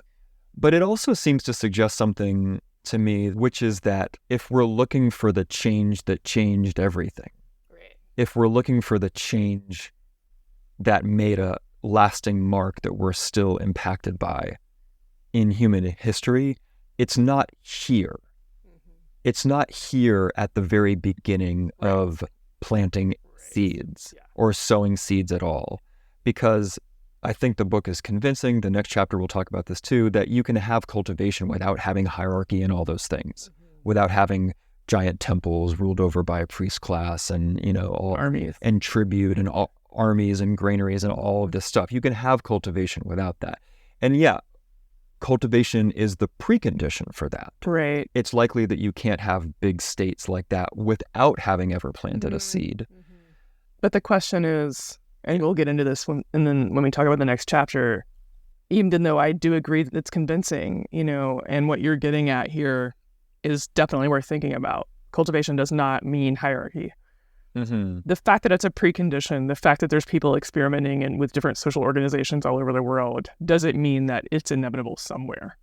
Does cultivation as a precondition for grain storage, state emergence, does it mean that somewhere that will happen once people start cultivating? Right, maybe. But I think we should say that like a precondition is not the same as a cause. That's true. Those are two different logical values or whatever. Right. But so for now, I think like we can say that what this means is that we need to look further down the timeline. Right. Yeah. For what's closer in a causal relationship to the state and to empire. Right. And that this kind of flood retreat, this polycultural gardening or whatever is like maybe not it. Right. That maybe we need to start seeing monoculture cropping, broad field agriculture, storage of grain, and actual like maximization of grain harvest, and where grains start to replace more and more and more of the calories in people's lives. If we're going to talk about the agricultural revolution and the political implications of it, it has more to do with those processes that happen further down. Right. Which is where, grains become the focus. Right. The organizing principle. And the organizing principle of like major caloric cultivation and population increase because of it. And there's where we start seeing the motors that lead to the state and empire. Right. And what the Davids want to say is that, yes, what we're talking about here in the Fertile Crescent is a precondition for that. It's like the timeline between the two are long enough that there's a lot of ways that we can imagine people doing cultivation that is not empire. Right. And that we need to have that in our playbook of possibility as well, right? Right. We need to keep those thousands of years in our imaginary when we think about what's possible. Right. Yeah, for sure. One other thing that just kept going through my mind as I was reading this part of the chapter too is that anthropology, even like very conservative, reductionist, stagist, evolutionary anthropology, includes a stage. Maybe not every author or whatever, but it's quite orthodox for anthropology to include a stage called horticulture, right? Like I looked this up the other day just to make sure that I wasn't remembering something wrong or I wasn't like thinking about an outlier thing that's not actually mainstream. But no, I think this is mainstream, where the stagists or the evolutionists will be like, there's hunter-gatherer mode, then horticulture, then agriculture, and then industrial culture. Those are like the four main stages or something. And isn't it weird that we don't even see the word horticulture in the book? True. I mean, yes, it's weird. And no, we don't see it. Yeah, I mean, they kind of, and I wonder what's happening here. I mean, I don't want to spend a lot of time on this. Maybe it's because Steven Pinker, Francis Fukuyama, Yuval Harari, or whatever, don't talk about horticulture either. Right. And once again, I'm reminded that they are like mainly engaging with pop thinkers. Right. Even though it still remains confusing to me that they're mainly engaging with pop thinkers, even though they act like they're talking to scholars and the scholarship or whatever, but they're mainly engaging with pop thinkers. So maybe that's the answer to it. But Jared Diamond. But the book acts like the official story is hunter-gatherers to agriculture. Right. But anthropology has this fairly well-defined other mode of subsistence called horticulture.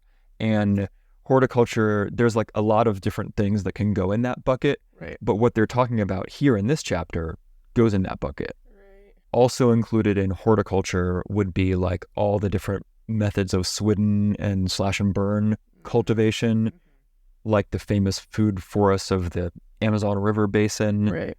If I'm not mistaken, horticulture can include domesticated species. It can also include wild species. Fire is often involved in it. A very simplified way of putting it would be that horticulture is gardening and agriculture is farming. Right. But if you actually look at the ethnographies and what they're trying to capture, it's a lot more complicated than that. But anyway, just to say that if the Davids actually were engaging with anthropology as it is, and including horticulture as one of the supposed stages, I wonder how all of this telling that they're doing would change. Right. And I'm just not actually so educated in the field of anthropology that I'm able to exactly supply like how, I guess what I'm wondering is stuff along the lines of like the scholars who study the Fertile Crescent and the emergence of agriculture, do they say like this is the horticultural phase? Right. Maybe they don't either. Right. I'm not sure. But so anyway, just there is this hole in the narrative here in the book where there is something called horticulture that the Davids kind of act like they're introducing us to for the first time. Right. Like scholarship doesn't even have a concept for this. Right. But there is a concept for that. Right. Sort of. Or maybe I'm wrong. Anthropologists who are listening out there, if I'm kind of off base with what I'm trying to bring in here, please let me know because I'm interested in understanding this further. Yeah, well, at least we can say that for our understanding, for listeners' understanding, there's a nice word for this period of time. Yeah. And for when we... Horticulture might not be the perfect word for that, but what they're describing here reminds me of this anthropological stage called horticulture. Right. So I wonder. And also, I think it's useful to think about when we are, because part of the reason we're doing this is to be like, what are ways forward? And to remember that polyculture, horticulture, gardening, there's a place for that. Yeah. That's not about domination. And it's not like a step on the path to hierarchy. Right. And that is the ground on which we want to experiment. Yeah. You know. Yep. Love it. I do it. You do I'm doing it. I'm doing it every day. That's true. Next time I take people on a tour through the garden, I'll put it in that context. That's a good idea. Yeah. Doesn't always feel like we're working with the plants, but we're trying to get it going. Really? I just mean that, like, this time of year is so jungly that I go outside and I'm just like, you guys are winning. Like, Oh, yeah. You can have all the Well, but space. that's part of it. It's kind Yeah. of like we've planted things in our garden, but then also the wild plants are still just there with them too. Yeah, totally. You know, I mean, I think when people come out, we're talking mainly about the herb garden, but even the food garden is kind of like this too. Uh-huh. Like, I will be walking through our garden with people who I consider to be like maybe like better gardeners than me. And when I go to their place, I'm like, this is how a garden's supposed to look. But they come out here and I'm like, yeah, it's kind of wild and weedy. And they're like, that's what's so great about it, though. It's like everyone's just living together, Right. you know? And there's like They sure are. there's like a echinacea that we planted, but then there's plants that were already there that are just still there in the garden. Yes. Like even though we've made beds and everything. And we come through with our pruners and we're like, a little less of this, a little more of this, a little more room for you over here. I'm going to like chop out this and, you know, everything. So it's more what we do is kind of like a dynamic sort of sculpting operation. I like to call it sculpting sometimes. But that it's almost like insignificant compared to what the plants are doing. Absolutely. Yeah. Which is They're just sculpting. jungly, riotous growth. Yeah. Anyway, horticulture.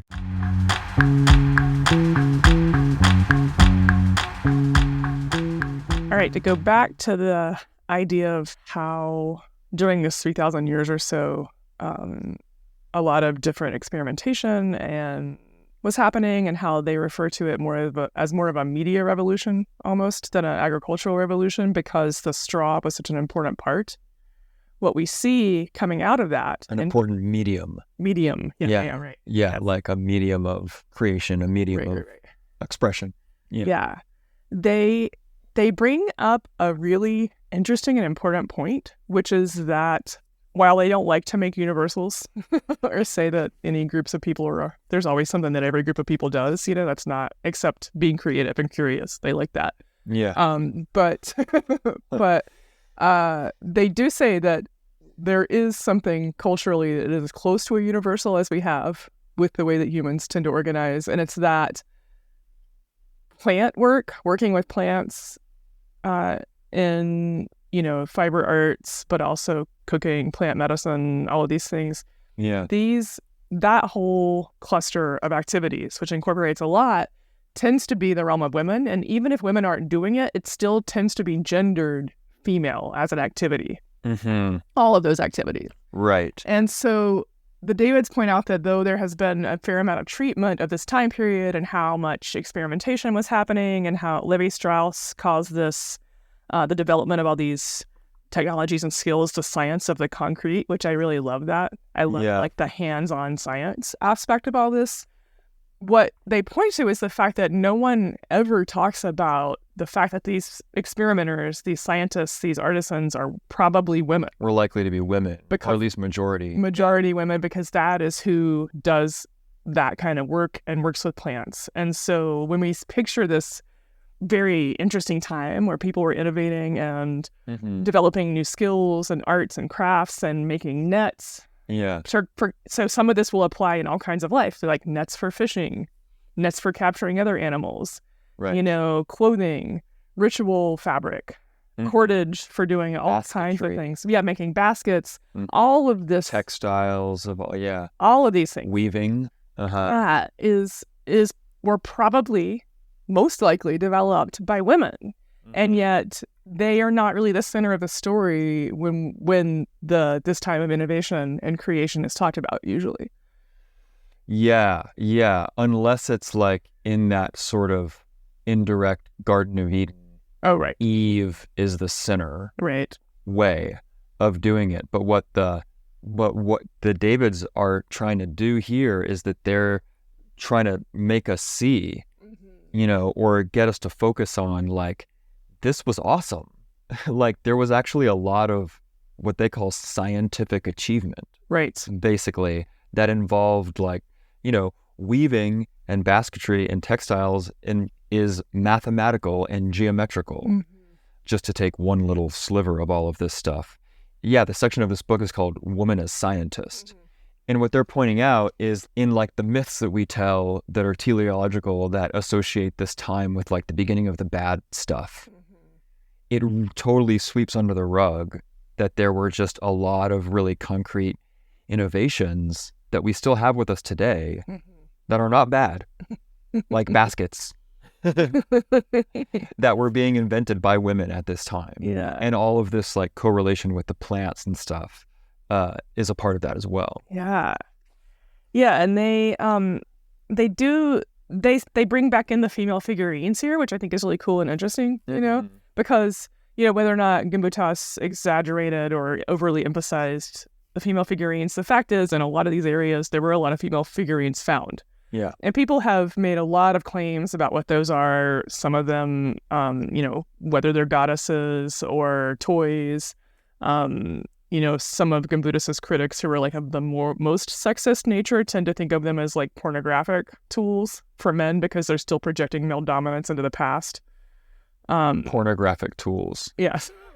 Like they were meant to be held with one hand. That's right. That is right.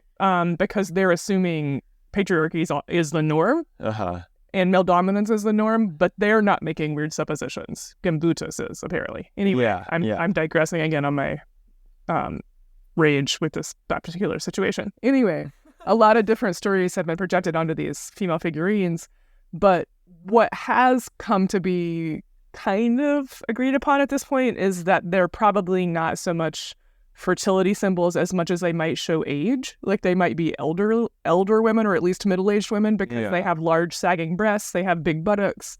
Or I got the impression that that's like one proposed kind of way that we could look at this too. Yeah. And so what they're saying is, what if these female figurines are actually speaking to the fact that elder women were innovators, scientists, creating all of these new forms that were changing people's lives, and they were revered for this, that these might be figurines of innovators and scientists.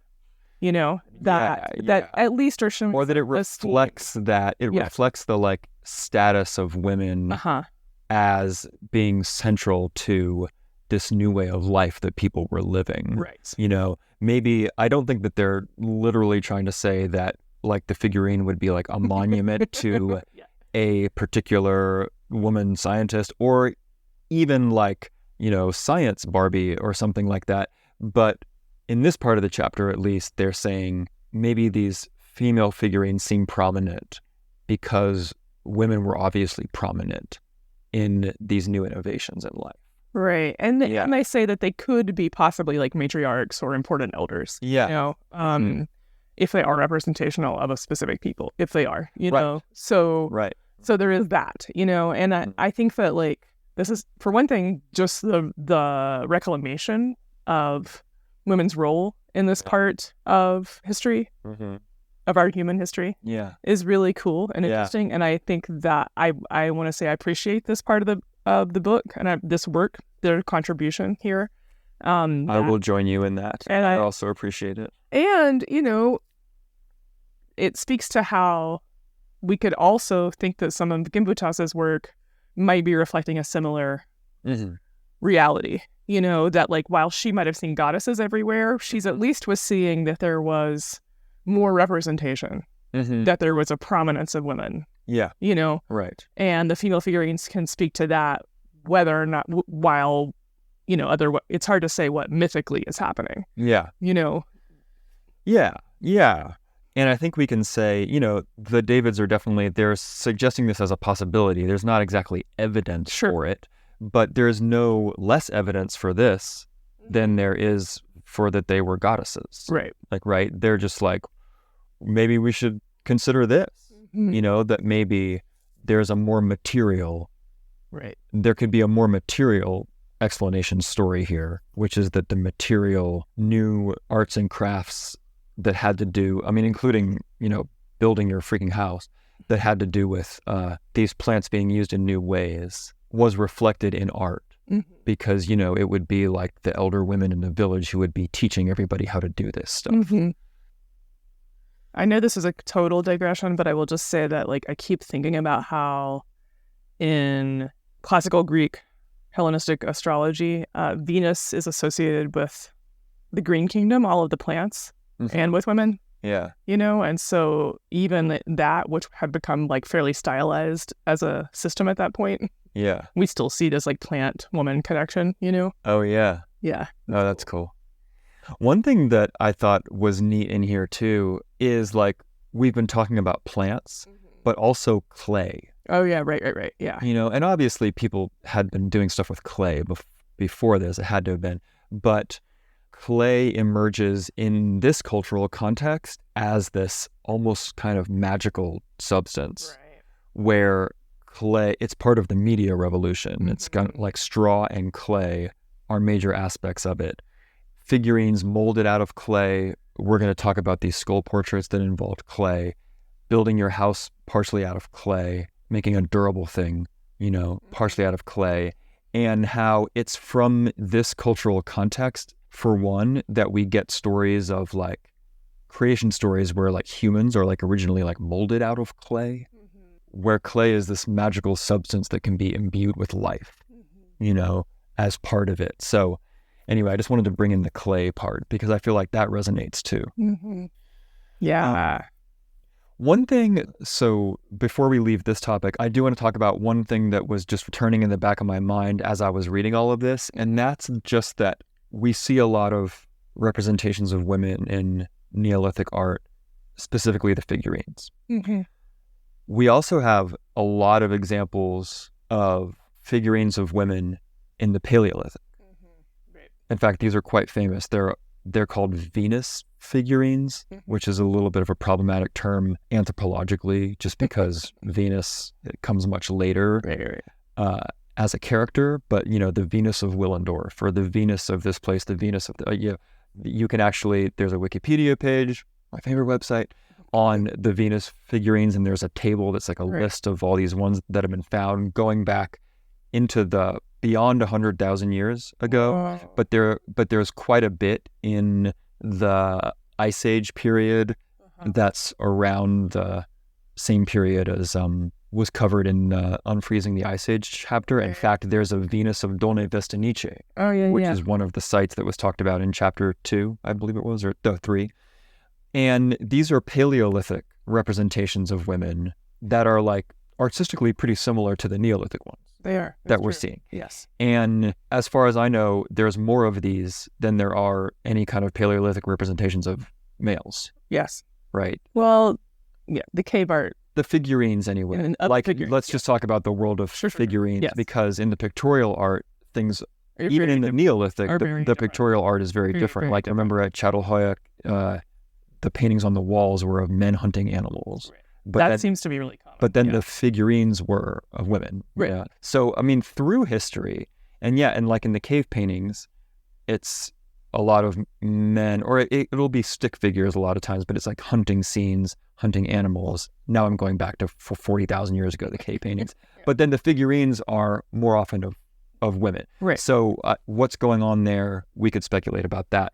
But what I'm trying to point out is just that, like, doesn't it also just seem like there's a possibility that, or we have to at least maybe include as a hypothesis or something, the possibility that the Neolithic tradition of female figurines is just continuous with the Paleolithic tradition of female figurines. Yes. And that maybe people were more settled, they had access to more materials, maybe they were just churning out more figurines.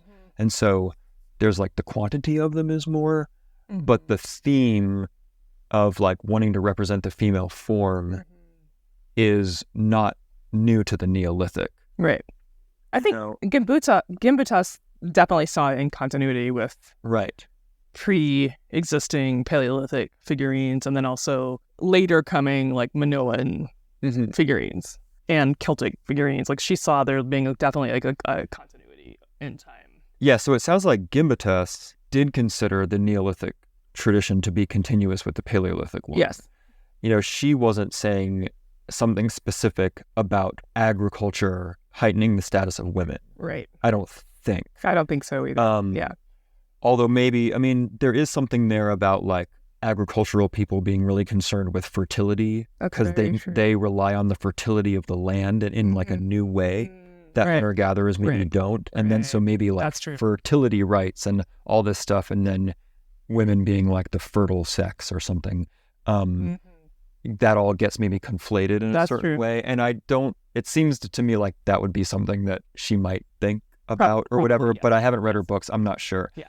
But the Davids want to hold out maybe that there's a special, like women were increasing in status because Right. of the agricultural thing that was happening or the beginnings of cultivation. But then I bring in like, well, isn't there a continuity because we see a lot of female figurines? But before we leave this topic, I just want to point out that the status of women thing might still be active in the Paleolithic because as, kind of going back to primitive matrilineal and like all of this stuff, we have every reason to believe that a lot of Paleolithic cultures were matrifocal and matrilineal. And so we shouldn't be, I'm not even really trying to question that there's a correlation between female representation in art and the status of women. I'm just saying that maybe women had high status in the Paleolithic too. Right. But maybe for some of the same reasons and some different ones. And then maybe the Neolithic stuff just added on to that. But that it wasn't exactly new. Like the Davids are kind of portraying it as new. Right. And it might be less new. Although one can imagine that it might change and be amplified possibly. Yeah, maybe amplified. And then also, I know we're trying to get on to the next part, but it just reminds me of, you brought up earlier that one of the ways we do see women tied to agriculture and working with plants is in the Garden of Eden story with Eve being blamed for this transition and everything terrible that happens downstream from. If you want to interpret the Garden of Eden as a parable about agriculture, which really not everybody does. Not everyone does. Yeah. Some do. But there are different interpretations of patriarchy in history and the history of misogyny that do interpret structural misogyny as being a sort of like punishment for people being tied to agriculture. Yeah. And I don't know if I think that is totally true or not. I can see some ways that it feels true, but also it just makes me wonder, like, it does start to set history up as looking like kind of like a process of backlash. If we see that this felt like a time in which women had more prominent status and were innovators and changers and creating all these new ways of life that changed everyone's lives and changed the world, before the more negative possibility of agriculture is there. Right. And so I don't know what to say about that. I'm just like, it comes to mind that women's association with plant work might have some continuity with eventually being punished for that association. Right. It's at least an available story. Yes.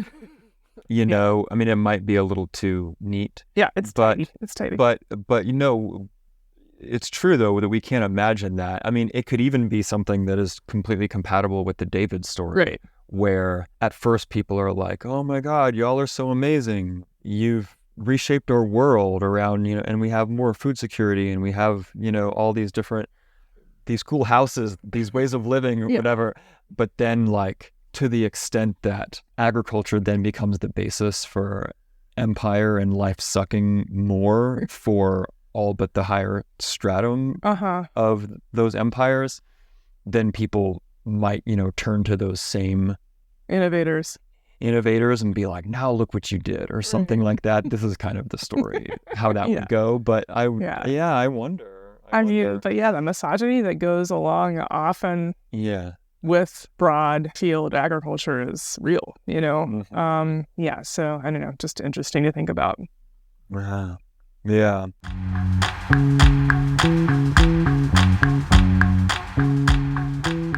There's a little bit to wrap up with here, which is a provocative contrast. They wrap up the chapter with. But before we shift to that, there's one phrase in here that they include in this chapter that has to do with like the lasting impact of these very innovations that were happening in this very specific region of the lowland Fertile Crescent, and how things that we are very familiar with today, everything from harvest festivals to habits of sitting on benches, putting cheese on bread, entering and exiting via doorways, or looking at the world through windows, all originate here. Wow. Yeah, it's hard to imagine a world without a lot of those things. Yeah. A very familiar texture of domesticity goes back to this moment of like a clay hut with a thatched roof with a doorway Mm-hmm. And window openings. and window openings. And a place to sit.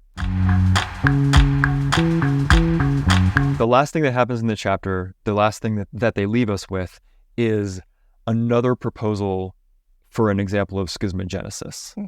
Talked about schismogenesis in the last chapter, and this proposal of a schismogenetic process comes from a contrast between upland and lowland sites in the Fertile Crescent. And so we've been talking about the lowland Fertile Crescent, where people worked with clay and straw and were domesticating these grains and doing flood retreat agriculture. And then we are now circling back around to Göbekli Tepe, Mm-hmm. hunter-gatherer built stone temple with stone relief carvings in the upland Fertile Crescent, but not just Göbekli Tepe, but adjacent sites that are regionally connected, where some of these people were maybe not full hunter-gatherers. I mean, even at Göbekli Tepe, it's only the earliest phases of the construction where it seems like the people had no domesticated food. Right. But at the nearby sites that are roughly similar, people were doing more herding and pastoralism. It seems like in the upland, the animal domestication came first, and the plant domestication stuff would only come later. Right. But in the upland mix of hunter-gatherer getting into herding and animal domestication, we see very different cultural remains. Mm-hmm.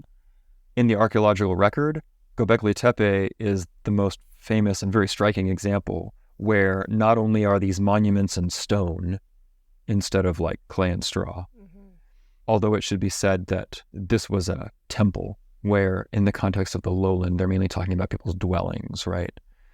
But the Davids draw like a really stark contrast between the lowland culture that we were just talking about and then the upland culture where at Göbekli Tepe, it's not only monuments carved in stone, but also the iconography and the depictions are of dangerous animals, venomous beasts, violence is depicted, headlessness is a theme.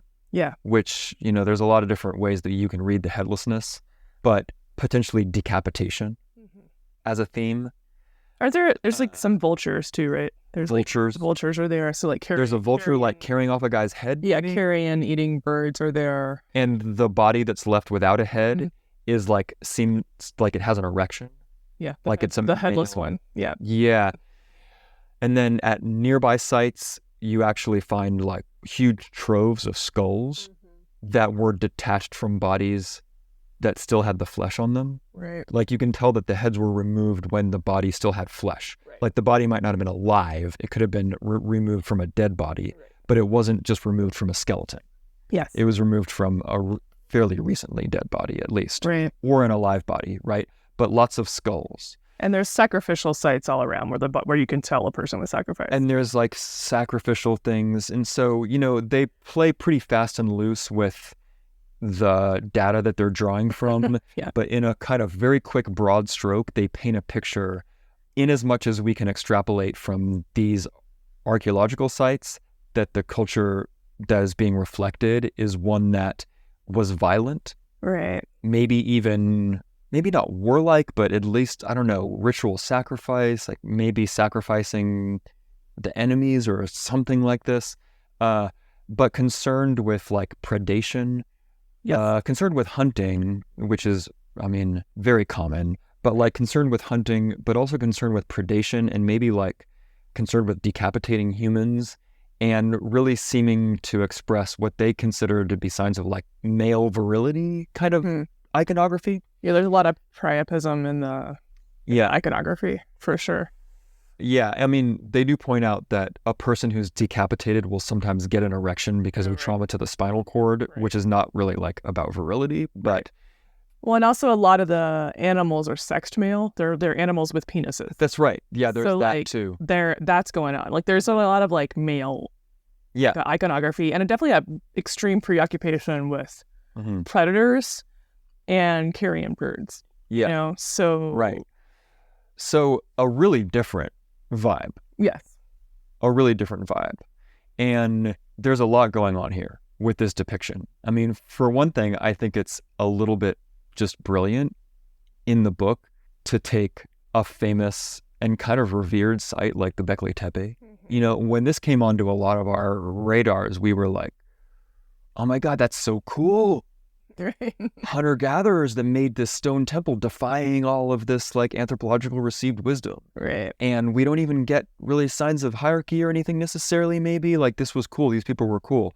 But then they're like, well, I mean, no, it's cool. But also, if we can extrapolate the sort of values or the concerns from this whole cultural way of life, not just at Göbekli Tepe, but this whole sphere, it looks like kind of violent. It looks violent, yeah. And maybe where's the world of women in any of this, or like female gendered things in life? It's not really showing up, you know. And we can kind of, you know, off to the side, the Davids don't say this, but we can say like, well, we're only looking at these ritual spaces, kind of ritual spaces that, and especially the stuff that's carved in stone is the stuff that's going to last and stand the test of time. Who knows what's going to be as this evolves and more of these sites get really excavated, what we're going to think. But there's a contrast because these places were inhabited at the same time. Oh wait, what I mean by that is the lowland and the upland. These cultures were going side by side and they had contact with each other. There was connections via trade with each other too. And the Davids are like, hey, maybe we're seeing a little bit of schismogenesis. Like maybe the lowland culture, you know, who knows in which direction, but maybe the lowland culture willfully and consciously were separating themselves from what was happening in the upland culture. Or vice versa. Or vice versa. You know, like the upland culture could be like, their women are running shit. Like, hey, we're not into that. Exactly. We're going to go hunt some lions or something. Yeah, and I mean, the one thing that they pointed out, because I'll just jump in here and just be like, in the upland culture, a lot of skulls, a lot of decapitation, a lot of iconography of headlessness, and heads being carried off, these kinds of things, obsession with the head. But in the lowland culture, they have this really weird, I think it's weird, tradition, like art form, I don't know, where they would actually, like, after a body had decomposed, remove the skull, a body of like presumably like one of their own, and then like layer clay onto it and shells and decoration and keep them as these very like treasured items. Like sometimes you would be buried with your beloved skull portrait, and so it looks like they call them skull portraits in the books and I believe in the literature on it. And people created these lovingly tended to and built upon skulls, you know, which is like seems a bit reverential, whether or not we're like, this was a sacred object. It was like a special object. And this is in stark contrast to the like heads as trophies, heads as maybe trophy skulls or right. And part of the point of bringing that up is that, you know, in the theory of schismogenesis, you want to see cultural similarities and cultural divergences. Right. So the existence of the skull portraits is really great for the Davids theory here, because they're like, both of the cultures had an obsession with disembodied heads or skulls, but in very different ways. In the uplands, it was in this one way. And then in the lowlands, it was like digging up an ancestor after they were buried and getting their skull out and creating this work of art with it. And then having that in the home, or maybe being buried with that. Yeah, and I think also importantly, before we wrap it up, I want to say, in case we didn't make this clear in this part of this, the distinctions, the upland peoples had some domestication of animals, a little bit of cultivation, were pastoral peoples. And also pastoral people tend to be obsessed with predators. That's a thing because your livelihood, your livestock are prey. You know, and so that is a direct like material connection to the obsession with what animals they're portraying there too, I would say. You know, so that we have that's really true. We have these people, like all the animals have penises, like it's a very like masculine feeling, quote unquote, culture that seems to be around more of those kinds of concerns, predation and defense, you know. And then in the lowland area, where there's much more cultivation happening, where it's becoming a much more agriculturally based place. A lot more plant work is happening, a lot more fiber arts, and a lot more female figurines, less of the more violent iconography, more female figurines, and just sort of like domestic life artifacts happening. These more agricultural people have much less signs of violence. And yet, in the story that we are told about the stages of humanity and social organization, agriculture is one-to-one with violence and hierarchy, while in this comparison, the upland people seem to have more violence.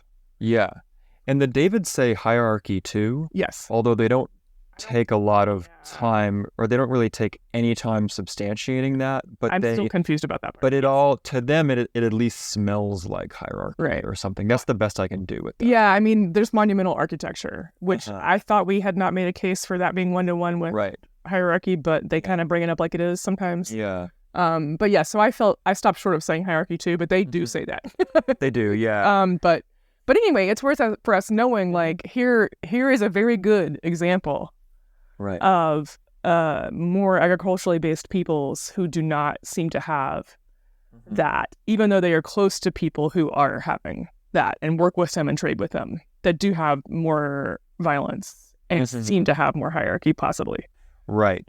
And what that observation means as far as the bigger picture of seeing patterns in culture and in history is something that we really explore more in the next chapter, which focuses more exclusively on the political implications of agriculture or the lack of them, depending on, the evidence and how you want to look at it.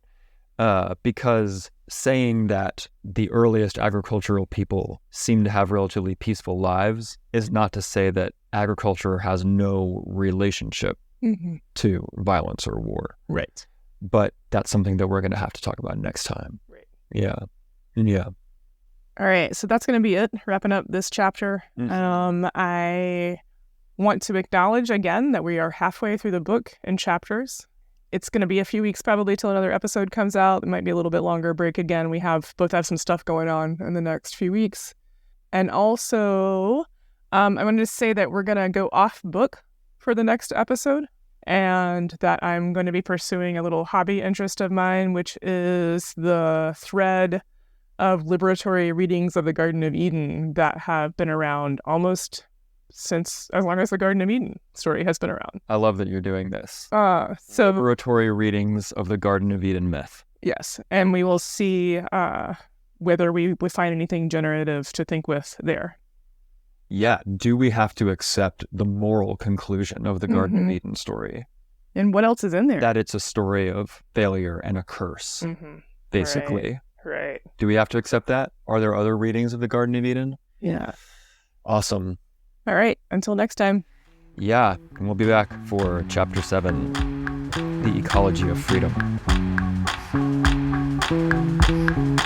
When we sing, it is with the emptiness. When the sun falls on our eyes, we are silent.